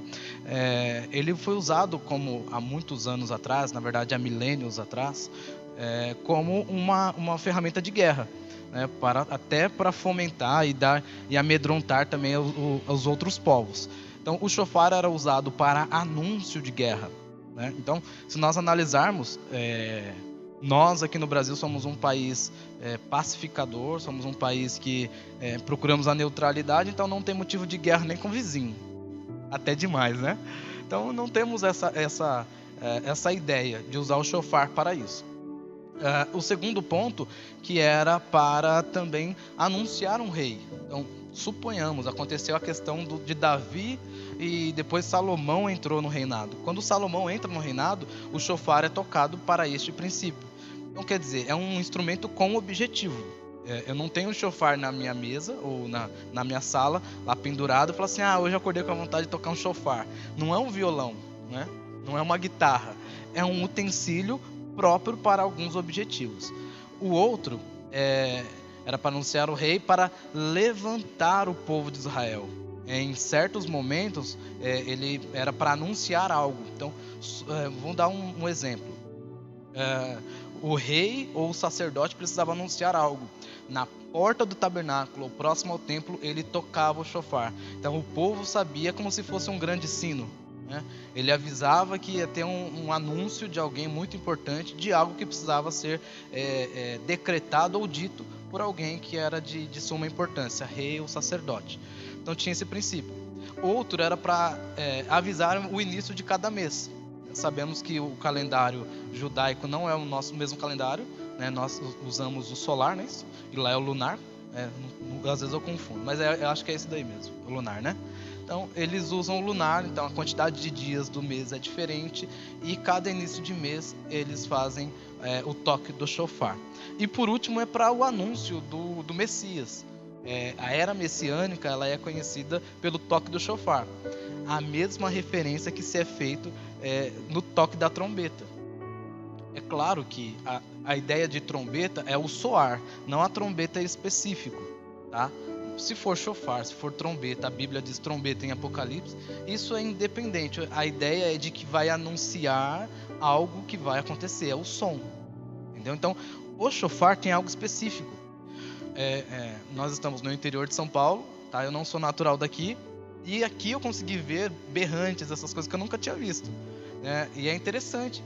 Agora, imagine só, você está no centro de uma cidade, né, grande como São Paulo, Rio de Janeiro, e tem vizinhos para todos os lados, você começa a tocar um shofar. Não vai entender o princípio disso. Então, o shofar é algo específico, você até um pouco enfático, para o judaísmo. Porque é para esses pontos. Agora, se você que tem uma denominação, ou a sua denominação vai migrar para a sua doutrina, em atrair todos as mitzvot que eu falei, todas as leis do judaísmo, é um direito que cabe à sua doutrina, à sua denominação, e aí você pode utilizar de todos os utensílios, não só do shofar, mas de todos que nós mencionamos aqui, kippah, talit, menorá, mezuzá, hanukkah, todos eles você pode usar, desde que você siga todos eles. Se você for fazer mediamente ou de forma mediana, não faça, né? Não, porque esse é o princípio do shofar em específico e também dos outros utensílios. Vou passar aqui para o Marcos, daí a gente já vê a questão das perguntas. Irmão, só para a gente finalizar aqui, uma coisa muito importante que o Thiago falou, é o seguinte, nós temos hoje, no finalzinho aqui, né? Antigamente, nesse período no Antigo Testamento, a igreja e a religião, o judaísmo, né? Ele era o todo, certo? Então, assim, tudo era baseado nas questões de Deus, nas leis e tudo mais. Se você for ver, a mulher adúltera. Vamos pegar a mulher adúltera. O que a lei manda fazer? A lei hoje manda que ela seja apedrejada, certo? Então, tudo ali era segundo as leis, ok? Então, aquilo ali era um todo. Hoje, a nossa realidade, ela é diferente. Por quê? Porque nós somos a igreja, somos o povo de Deus, e glória a Deus por isso. Okay? Todavia, nós estamos inseridos numa sociedade, certo? Então, hoje a sociedade ela possui leis específicas, sim, a sua grande maioria baseado, né, nas leis de Deus, que são assim os mesmos princípios: não roubar, não matar, né, enfim, e proteger a mulher, enfim, nós sabemos que, né, as leis seguem os mesmos princípios. Glória a Deus por isso. Mas também hoje nós temos dentro da nossa Constituição liberdade de culto, certo? É por isso que ninguém fecha a igreja, ninguém fecha, né, terreiro, ninguém fecha casas, né, que tem encontros, centros, né, espíritas, ninguém fecha a Assembleia de Deus, ninguém fecha a comunidade, ninguém fecha a igreja tradicional. Por quê? Porque hoje a Constituição ela nos dá a liberdade de culto. O que isso significa? Significa, como aquilo que o Thiago falou muito bem, se a sua igreja você quer ter tudo isso, né? Cara, tudo bem. Nós estamos aqui, como eu falei, vale sim a ressalta. Estamos expondo aquilo que significa para o cristão. Hoje tanto eu quanto o Thiago, nós estudamos sim, fazemos sim teologia, temos acesso a outros conhecimentos, né, sobre outras religiões. E glória a Deus por isso. Mas nós buscamos não apenas ser, eu posso falar isso porque eu conheço ele, nós não buscamos ser apenas pessoas conhecedoras, sábias, né? Nós buscamos ser parecidos com Jesus Cristo. Tanto eu quanto ele aqui somos cristãos e buscamos sim viver um cristianismo verdadeiro, genuíno. Tá? Nós não gostamos, né? Eu acho que quem gosta de estudar, né? Quem tem essa curiosidade, eu acho que o cara que estuda, primeiramente ele é o cara curioso. Ele não gosta, entre aspas, de ser enganado. Gosta, né, cara? Não, peraí, será que... Ele sempre é o cara da dúvida, e às vezes ele passa por ser o cara chato, às vezes ele passa por ser como um cara que ninguém gosta de conversar, mas ele é um cara que ele sempre tem a dúvida, porque sem a dúvida não há resposta e não há o crescimento, não há aprendizado.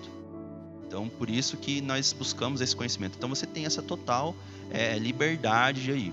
Um outro ponto que é muito, muito importante de ressaltar acerca de tudo que a gente falou aqui acerca dos símbolos, irmãos, que é a questão da idolatria. Nós somos, assim, o Brasil, né, de sua totalidade, nós temos, assim, eu vou falar, espero que ninguém se sinta ofendido, é uma realidade, tá ok? Então, existe uma linha muito tênue entre a devoção e a idolatria, certo? Então, assim, no princípio, a Igreja Católica Romana, que por mais que pessoas queiram criticar, irmãos, a Igreja Católica Romana, ela é a origem da nossa, certo? Então, os papas, né, os padres, os bispos, foram os que formaram a Bíblia, enfim, foram os estudiosos, os pais da Igreja, certo? Sim, a Igreja no sentido que nós temos hoje. Okay? Martinho Lutero, né, que ele foi um grande reformador, foi um dos caras ali que startou esse movimento. Ele não queria criar uma nova religião, acho que vale ressaltar isso. Nós falamos sem conhecer, né? Ele queria reformar a Igreja Católica. E ele, né, infelizmente, digamos assim, ele falhou. E isso, outras pessoas que seguiram o mesmo movimento constituíram uma nova religião que deu origem ao protestantismo, certo? A reforma 500 anos atrás. Então, vale ressaltar essas coisas. Por que eu estou falando isso? Hoje nós viemos, né, somos muito influenciados, temos muita visão acerca disso, certo? Sobre a questão da idolatria, ok? Então, no princípio, as imagens e tudo mais, era para que haja uma devoção. Eu aprendi algo muito interessante nas nossas aulas de história da igreja com o professor e pastor Ricardo, que é o seguinte: aquele que entende muito bem, por exemplo, o católico, ele vai, diante de uma imagem, ele vai apenas dobrar um joelho, que é o quê? Um sinal de devoção. Parece que é a mesma coisa, mas não é, irmãos. Então, assim, ele dobra um joelho em sinal de devoção. E quando ele entra diante de Deus, ou do Santo dos Santos, todo altar lá tem, ou é uma vela, ou é uma luz, né? Já vi algumas igrejas utilizando a luz vermelha, né, ali para significar que ali está, né, o corpo de Cristo. Então, o que significa? Ali você dobraria os dois joelhos em sinal a uma aí sim a adoração, aí sim você idolatra, né? Ali, porque ali se trata de Jesus, se trata de Deus. Só que com o decorrer do tempo, irmãos, isso como é uma linha muito tênue, né? As pessoas se perderam nisso. Então a devoção e a idolatria, elas se misturaram, certo? Até por influências de outras religiões também, que não convém ao caso aqui nós entrarmos agora. Então, nós temos essa influência em nós, certo? Nós temos essa visão, nós temos talvez essa linha tênue, difícil de discernir as coisas.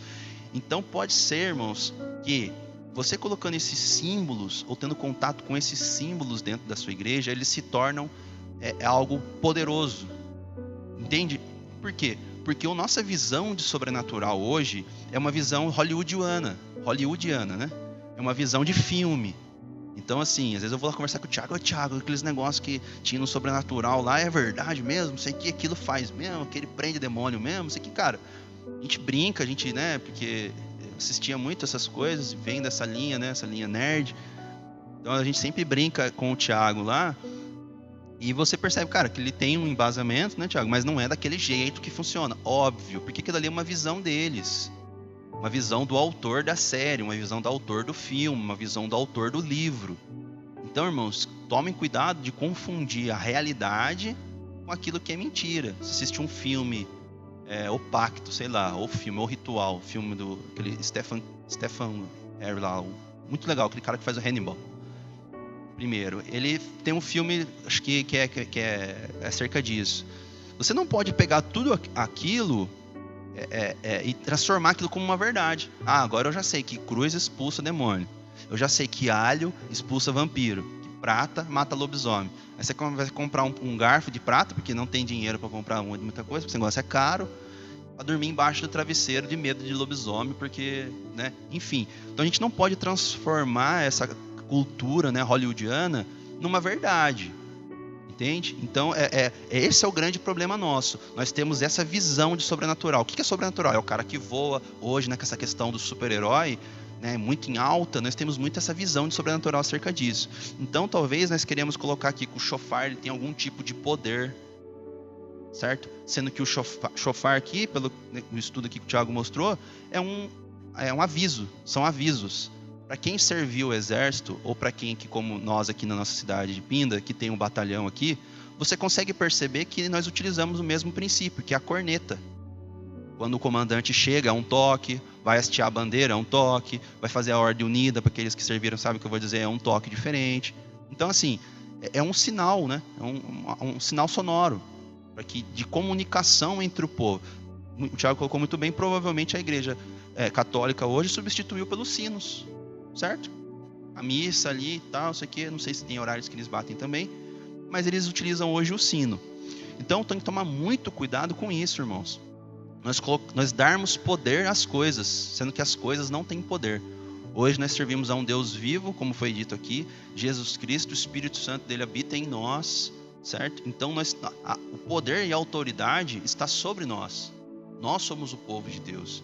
Uma outra coisa que é muito interessante da gente ressaltar também é a questão do óleo, né? No Novo Testamento, se você for analisar todas as passagens, não vai mostrar mais a utilização do óleo. O que se utiliza ali? A imposição de mãos. Paulo fala a Timóteo, não se esqueça daquilo que foi dito acerca da sua vida, das profecias, né? Da imposição de mãos dos líderes e presbíteros da igreja. Quando você for orar por alguém, passe o óleo, mas coloque as mãos para a oração. Ali é um óleo no sentido de remédio, como se fosse entre aspas, um gelol. Você vai passar ali para o machucado, depois você vai impor a mão e vai orar. É a oração, irmãos. É o seu quebrantamento diante de Deus. Os símbolos, assim como, por exemplo, a Bíblia. Se você colocar a Bíblia como somente ela, é óbvio, eu não quero, infelizmente, teve um irmão que fez uma colocação talvez um pouco errônea acerca da Bíblia. Mas o que eu quero dizer é que nós precisamos viver o que a Bíblia escreve. Precisamos não ser circuncidados na carne, mas ser circuncidados no coração. Não precisamos ter a Bíblia, ela se torna apenas um livro se nós não seguirmos os princípios dela. Outras N religiões utilizam-se dela também. Então, o que eu quero dizer é que você deve estudar a Bíblia, não somente ler a Bíblia, mas estudar a Bíblia e colocar esses ensinos em prática. Transformar o seu dia a dia, o seu cotidiano, sabe? Ter a mente renovada, que é o verdadeiro culto, né? O culto é a renovação da mente, é o culto racional, ok? Então, tome muito cuidado com os símbolos, para que eles não tenham poder, sabe? Hoje é o culto do shofar poderoso. Então, a hora que tocar o shofar, todos serão curados. Irmãos, como nós lemos aqui, não há respaldo bíblico para isso. Pode acontecer, irmãos, Deus ele faz o que ele quiser. Deus cura quem ele quiser, a hora que ele quiser, sem orar, orando.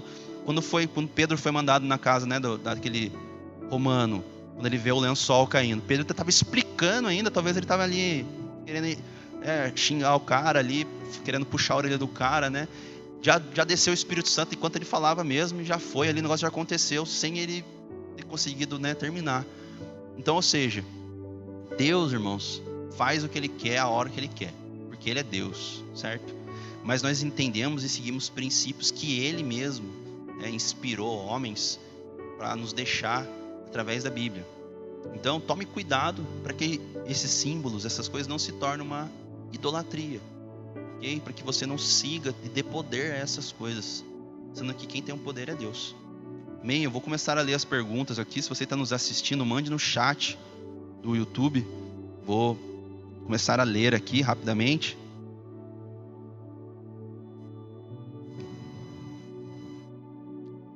Vamos lá.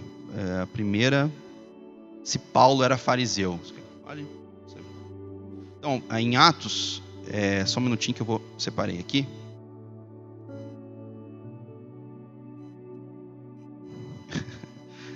Ali em Atos 23, Paulo ele fala acerca disso, né? Paulo ele fala que Atos 23, 6, o irmão que perguntou, diz que Paulo ali ele mesmo diz, né?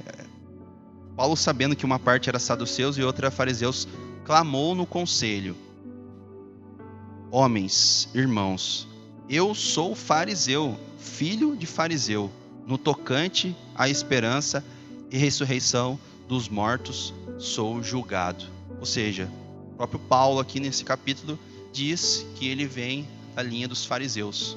Okay? Então, Atos 23, 6, Paulo sim vem dessa linha. Até como eu disse, posterior Jesus ali, muitas das outras linhas judaicas acabaram cedendo à imposição, né, do Império Romano, como eu disse, por benefícios e tudo mais. A única linha que segue fortemente é a linha dos fariseus. Então eu acredito que talvez possa ter sido um dos motivos de Paulo, né, vir dessa linha também. Ok? Então Paulo sim, ela era fariseu. Atos 23, a partir ali do versículo 6. Ok? Paulo era fariseu. Ana Maria Cleusa. Porque quando fazemos algo errado, somos chamados de fariseus. Irmã, como eu disse aqui, né? Eu acho que eu e o Tiago e alguns outros que estudam conosco, nós brincamos acerca disso, né? Como eu disse, uma ofensa gospel, né? Não que isso exista, como dizer, uma inveja branca. Não tem negócio de inveja branca. Inveja é errado e pronto, acabou. Então, quando a gente fala fariseu, né? Seu fariseu, é porque é como se quisesse chamar alguém talvez de hipócrita, né? Uma pessoa errada, como se fosse o corintiano, entendeu? É a mesma coisa. Não acredito que seja, assim, vai muito da intenção da pessoa. Se ela quer te ofender mesmo ou se ela quer brincar, quer chamar atenção de alguma maneira. Mas eu acredito que porque, aparentemente, numa leitura assim, num nível tranquilo, você entende que os fariseus eram os inimigos de Jesus, certo? Jesus veio, na verdade, mais para... Porque se a gente parar para o princípio que Jesus disse que ele veio para os feridos, né? Não porque os saudáveis não precisam de médico, e sim os enfermos, os fariseus eram os mais enfermos, porque eles eram os caras que tinham mais problemas em seguir de forma clara, né? Lógico, os pecadores também, óbvio, eles estavam 100%, né, longe, entre aspas, né, longe de Deus. Já os fariseus se diziam perto de Deus, mas também estavam longe. Então Jesus também veio para os fariseus ali para conversar. Então eu acredito que quando a gente brinca, ou quando alguém, né, talvez pode ter tido em algum momento da vida da senhora, a senhora fez como a senhora disse, né, como fazemos alguma coisa errada, alguém nos chama de fariseu, talvez seja porque o fariseu, muitas das vezes, ele é, como eu já disse, apresentado como inimigo de Jesus. Então o cara fala, ô fariseu, filho do cão, né? Geralmente cumprimenta-se com isso, né? Ô fariseu, filho do cão. Então é por isso, porque às vezes nós enxergamos os fariseus como os inimigos de Jesus. Ok? Então lembra do corintiano, chamando o irmão de corintiano, já vai entender assim por que o pessoal chama aí de fariseu. Tiago não gosta, mas é a verdade, ela é a verdade. O Reginaldo. Se a circuncisão não é mais importante, não seria uma incoerência Paulo circuncidar Timóteo? Reginaldo, a situação de Timóteo era uma situação atípica, até porque os outros posteriormente, até depois de Atos 15 que nós lemos aqui, não foi necessário mais fazer a circuncisão. Só que quando Timóteo ele é chamado, vocacionado para a sua função de pastoreado ou de pastoreio, ele era novo. Ele tinha a sua mãe como judia e o seu pai era grego. E para ele adentrar dentro até das sinagogas, fazer parte dos processos dos judeus ali da época, ele precisava fazer parte das liturgias também. Até porque, se você ler o texto de Atos, né, principalmente Atos até Atos 15 e 16, eles não deixaram de ir nas sinagogas. Eles deixaram de ir nas sinagogas quando eles começaram a ser perseguidos. Pode perceber isso. Então, por quê? Sinagoga, templo, né? Principalmente templos. Pedro, ele dá aquela palavra sobre o coxo que está que não tem ouro nem prata. Ele estava na onde? Ele estava na porta do templo. Então, quer dizer, eles não deixaram de ter as suas práticas. O que mudou é que eles perceberam que as práticas do judaísmo, elas eram importantes, mas não eram mais importantes do que obedecer a Deus. Entendeu? Obedecer às palavras de Jesus. No caso de Timóteo específico, quando o apóstolo Paulo faz isso, é porque ele sabia das dificuldades que o próprio Timóteo enfrentaria se caso não fosse circuncidado. Agora, com o pai grego, agora imagine, ele sendo fariseu, ele tendo dupla cidadania, ele sendo ensinado aos pés de Gamaliel, ele teve dificuldade dentro dos próprios concílios de Jerusalém. Imagine Timóteo, que não era cria dele, ele o chamava de filho, porque considerava a dificuldade maior que ele teria. Então, o que dá a entender do texto não é nem questão de incoerência ou não, é questão até de bom senso para Timóteo poder entrar nesse circuito do judaísmo. O judaísmo teve essa ramificação um tempo depois. Antes disso, eles estavam no mesmo ambiente. Certo? Próxima pergunta aqui.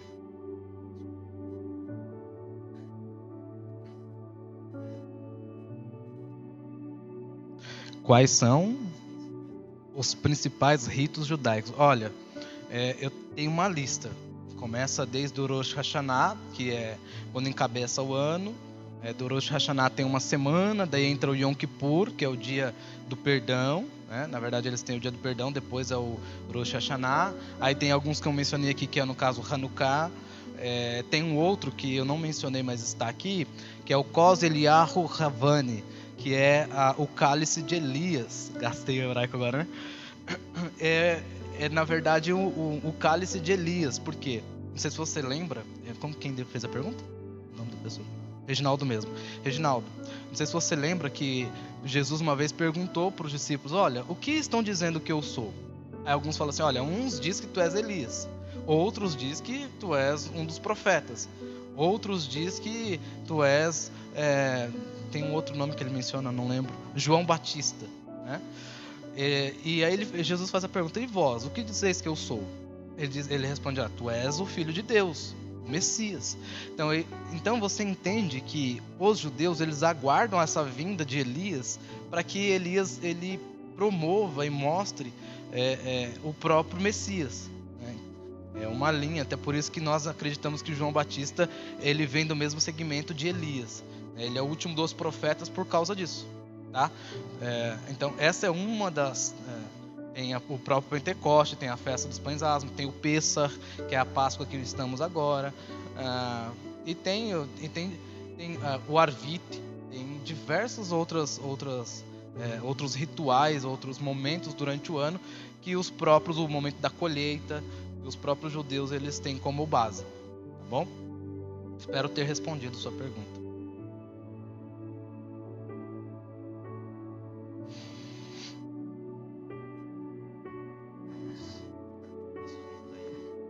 A pergunta de quem que é?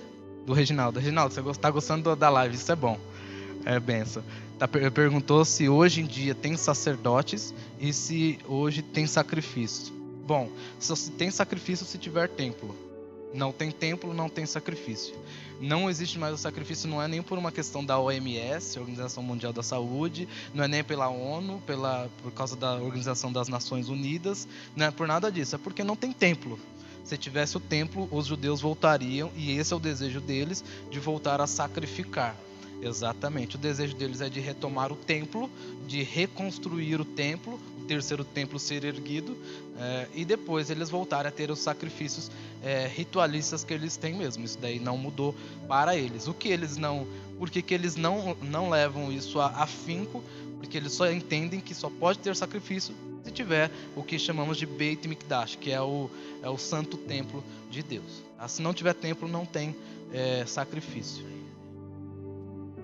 Isso, na verdade, seria o sumo sacerdote. Aí tem a classe dos outros sacerdotes que trabalham para o sumo sacerdote. Existe sacerdote hoje? Existe, mas a maioria são rabinos. Porque existe uma diferença entre rabino e sacerdote. Nem todo sacerdote vai ser necessariamente um rabino de uma sinagoga e na maioria das vezes os rabinos não serão sacerdotes.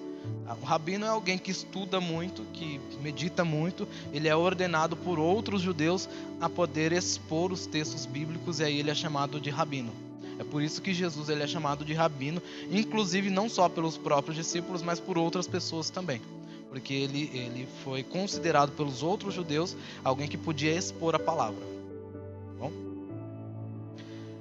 A mesquita de Omar, que é o domo que nós vemos lá, ele é um local muito complicado, porque existe uma divisão de espaço. Até um certo espaço os muçulmanos eles têm propriedade, então toda a linha islâmica trabalha ali. Do outro ponto para cá, quem cuida, quem mexe, na verdade, nessa parte é os próprios israelenses, vou até corrigir, né? Os judeus. Aí eles fazem realmente a questão das orações, o que vocês veem muito no Muro das Lamentações. Eles fazem isso com muito amor, com muito afinco. Você vê as músicas deles, eles fazem com... Não tem nenhum tipo de instrumento específico, mas existe uma adoração muito grande ali. Tem mais uma aqui, eu vou ler pra gente. Irmãos, também é muito interessante que caminhando aqui já pro final, né, já estendemos bastante aí a aula, mas o Thiago falou acerca do Muro das Lamentações, né? Eu creio que Deus ele ouve as nossas orações, né? Se faz presente em nosso meio. E ali, né, ele é um local onde eles vão, né? E até mesmo muitos turistas, né, vão lá. Eu, sinceramente, irmãos, não condeno ninguém que vá até Israel.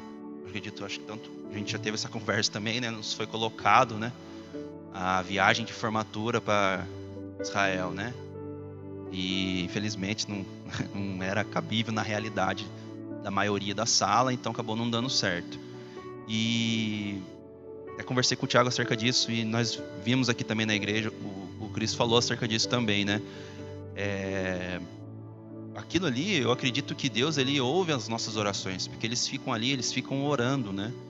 Porque às vezes a gente coloca mais uma vez, né, dando poder nas coisas. A gente coloca um papelzinho, né, esse é um costume deles lá, né? Coloca o papelzinho no vão nas fissuras ali do muro, né? Porque aquele é o Muro das Lamentações, então as pessoas colocam as suas orações ali.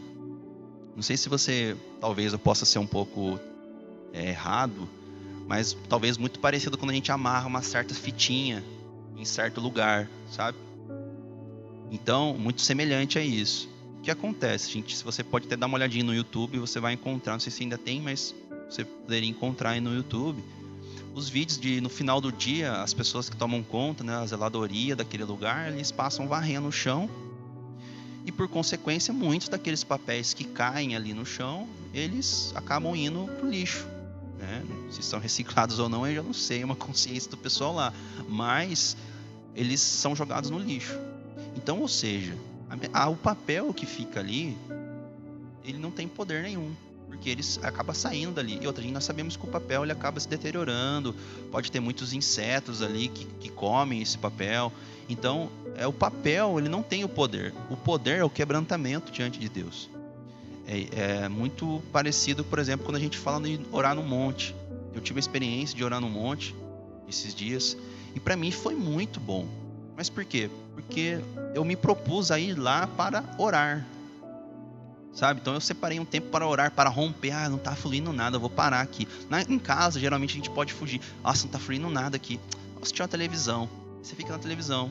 Você quebrou, sabe? Você não rompeu, você não foi além. Agora no monte, você vai com mais pessoas, os irmãos às vezes já começam a orar e você tá ali. Caramba, cara, mas e agora? Não tô sentindo nada. Mas você vai rompendo, você vai buscando, você vai orando. Quer dizer, você vai se colocando, né, para orar. Então não é o lugar, sabe? Porque se vier a construir uma casa lá no monte, sei lá, o cara compra e vira uma fazenda, não pode entrar mais naquele lugar. Como é que vai fazer? Entendeu? Agora o lugar santo é onde os bois pastam? Não. O lugar santo somos nós carregamos a presença de Deus. Se Deus estava lá, é óbvio, ele está em todo lugar. Mas ele se manifestou porque estavam ali 2 ou 3 reunidos no nome dele, para adorá-lo, para orar, para receber direção, sabe? Então não é o lugar, é o nosso coração. Nós é que somos o templo do Espírito Santo, é a nossa movimentação. Então, mais uma vez, né, entra nesse quesito talvez de uma idolatria.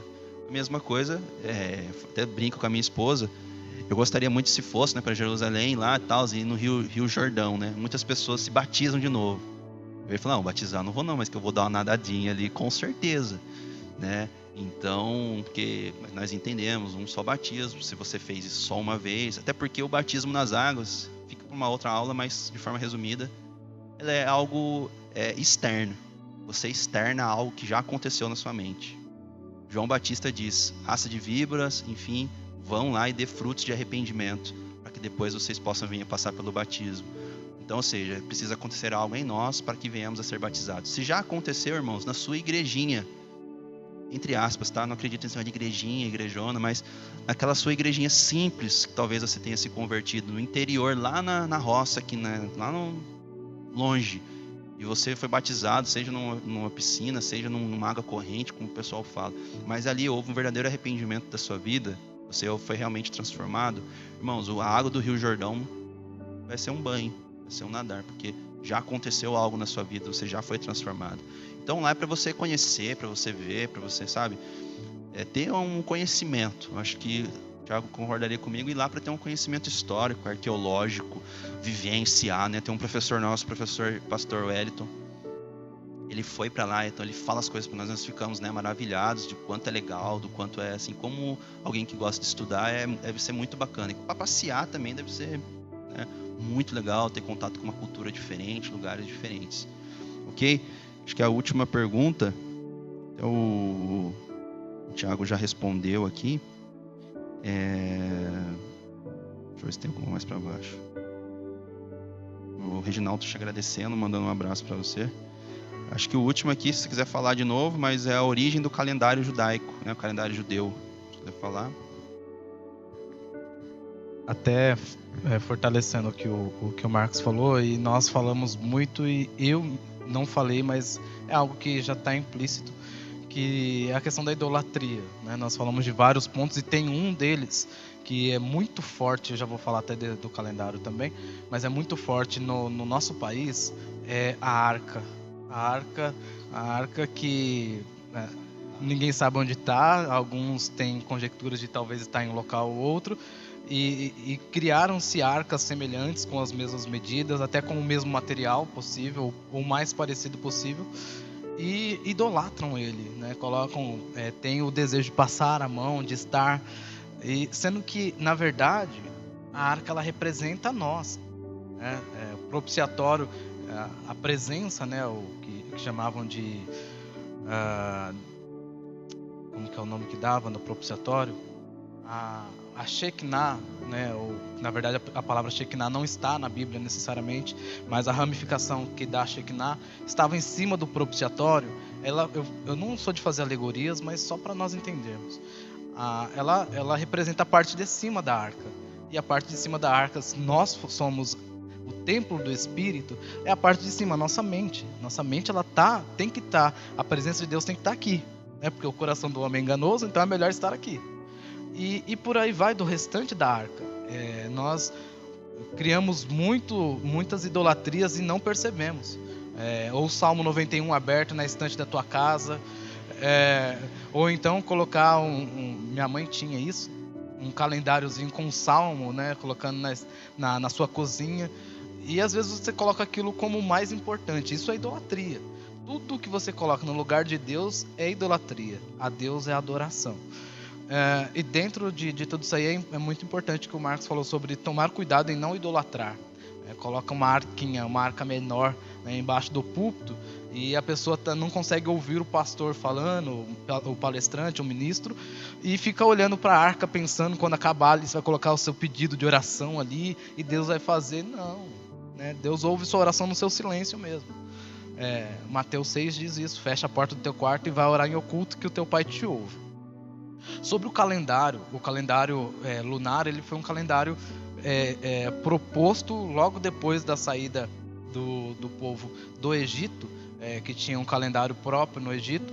O povo, a lei mosaica, ela não foi uma lei somente cerimonial, não foi só para algumas coisas específicas, mas foi fomentado também dentro do próprio da própria legalidade. Então, o judaísmo, né, no caso ali, os israelitas, eles passaram por um crescimento civil, né, espiritual, social e também, por que não moral? As leis morais estão ali para não matar, não roubar, e também algumas leis que são dentro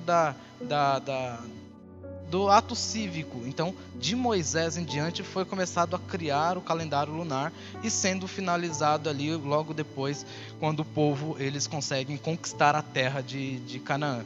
E depois se torna a Israel. Certo? Já faço minhas considerações? Meus queridos, Deus abençoe a todos. Desculpa se não consegui me fazer entender em algumas coisas, em algumas palavras.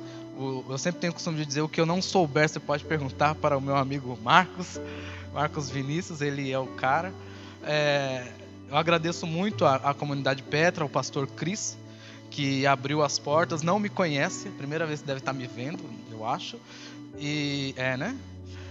E abrir as portas assim, com a confiança do Marcos, da sua esposa. Deus abençoe todos vocês, espero ter ajudado. E guarde isso para vocês. Analise ponto a ponto, veja o que é viável e o que não é.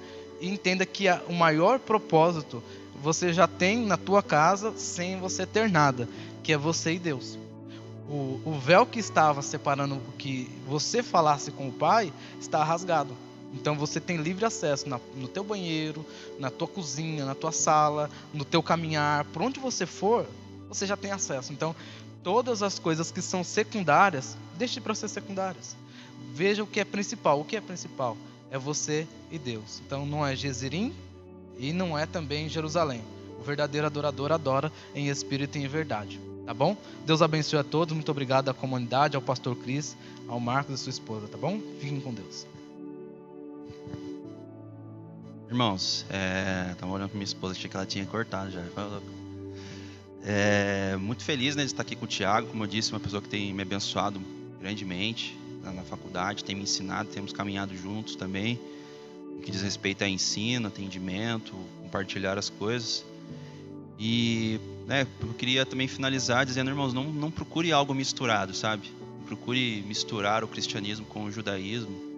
E nem procure também ser judeu. Sabe por quê? A gente não falou muito disso. Talvez fique para uma próxima live ou um próximo vídeo. Muitos dos judeus, né, têm as linhas messiânicas, têm as linhas, né, que acreditam em Jesus. Mas muitos deles não creem em Jesus como Messias. Eles aguardam ainda o retorno de um Messias, né? Talvez um Messias bélico, né? Acredita-se que por isso que eles não aceitaram Jesus, né, como ser o Messias. Porque eles acreditavam no Messias Davi, que tiraria ali a opressão do povo, né? Então é por isso que quando Jesus vem para se importar com a sua salvação, quando ele diz que o reino dele não é um reino terreno, mas é um reino dos céus, quando ele vem trazer a salvação para as pessoas, o povo judeu não bateu o pino, não conseguiu entender aquilo. Então não busque viver uma mistura, sabe? Não se permita ser explorado, né? Porque esse mercado, né, da idolatria, as pessoas querem vender o óleo de Israel, o cajado ungido, porque tudo isso tem algum tipo de poder. Não caia nessas, sabe assim, nós temos livre acesso a Deus. Não existe mais sacerdote, não tem mais um intermediador. Não preciso falar: Tiago, ora, a gente fala assim: Tiago, ora por mim, porque nós entendemos que as orações, elas têm poder. Mas eu não falo assim: Tiago, ora por mim enquanto eu vou dormir, tá? E você fica orando pela minha vida, pela minha família, pelos meus problemas, porque Ele tem poder e eu não tenho, sabe? Não é isso, irmãos. Todos nós estamos nus diante de Deus. Todos nós temos esse livre acesso a Deus. Então busque viver um cristianismo verdadeiro, irmãos. Não queira tomar essa mistura. Nós já temos que lutar, né? Hoje a igreja, ela já luta no Brasil. Ela já luta com uma mistura, né? Já vem do catolicismo romano, vem do bandismo, das religiões, também das religiões africanas, vem do espiritismo, né? Vem toda essa mistura e nos dão, né? E a gente tem que ir pelos caminhos, ir trilhando, ir estudando para ver a verdade, né? Por trás de tudo isso aí. Mas eu creio que, como, né, Jesus disse, quando chega a luz, né, as trevas elas são dissipadas. Então o conhecimento, ele é a luz, porque Jesus, né, ele é a luz, ele é o nosso norte, ele é a nossa direção, é com ele que nós devemos nos parecer cada vez mais. Espero que vocês tenham sido, né, edificados, assim como eu fui, e esse ensino possa ter ficado, né, no coração de vocês, no entendimento de vocês, na mente de vocês, que vocês possam tirar tempos para estudar, para meditar acerca daquilo que foi dito, para fazer uma autorreflexão sobre a sua vida.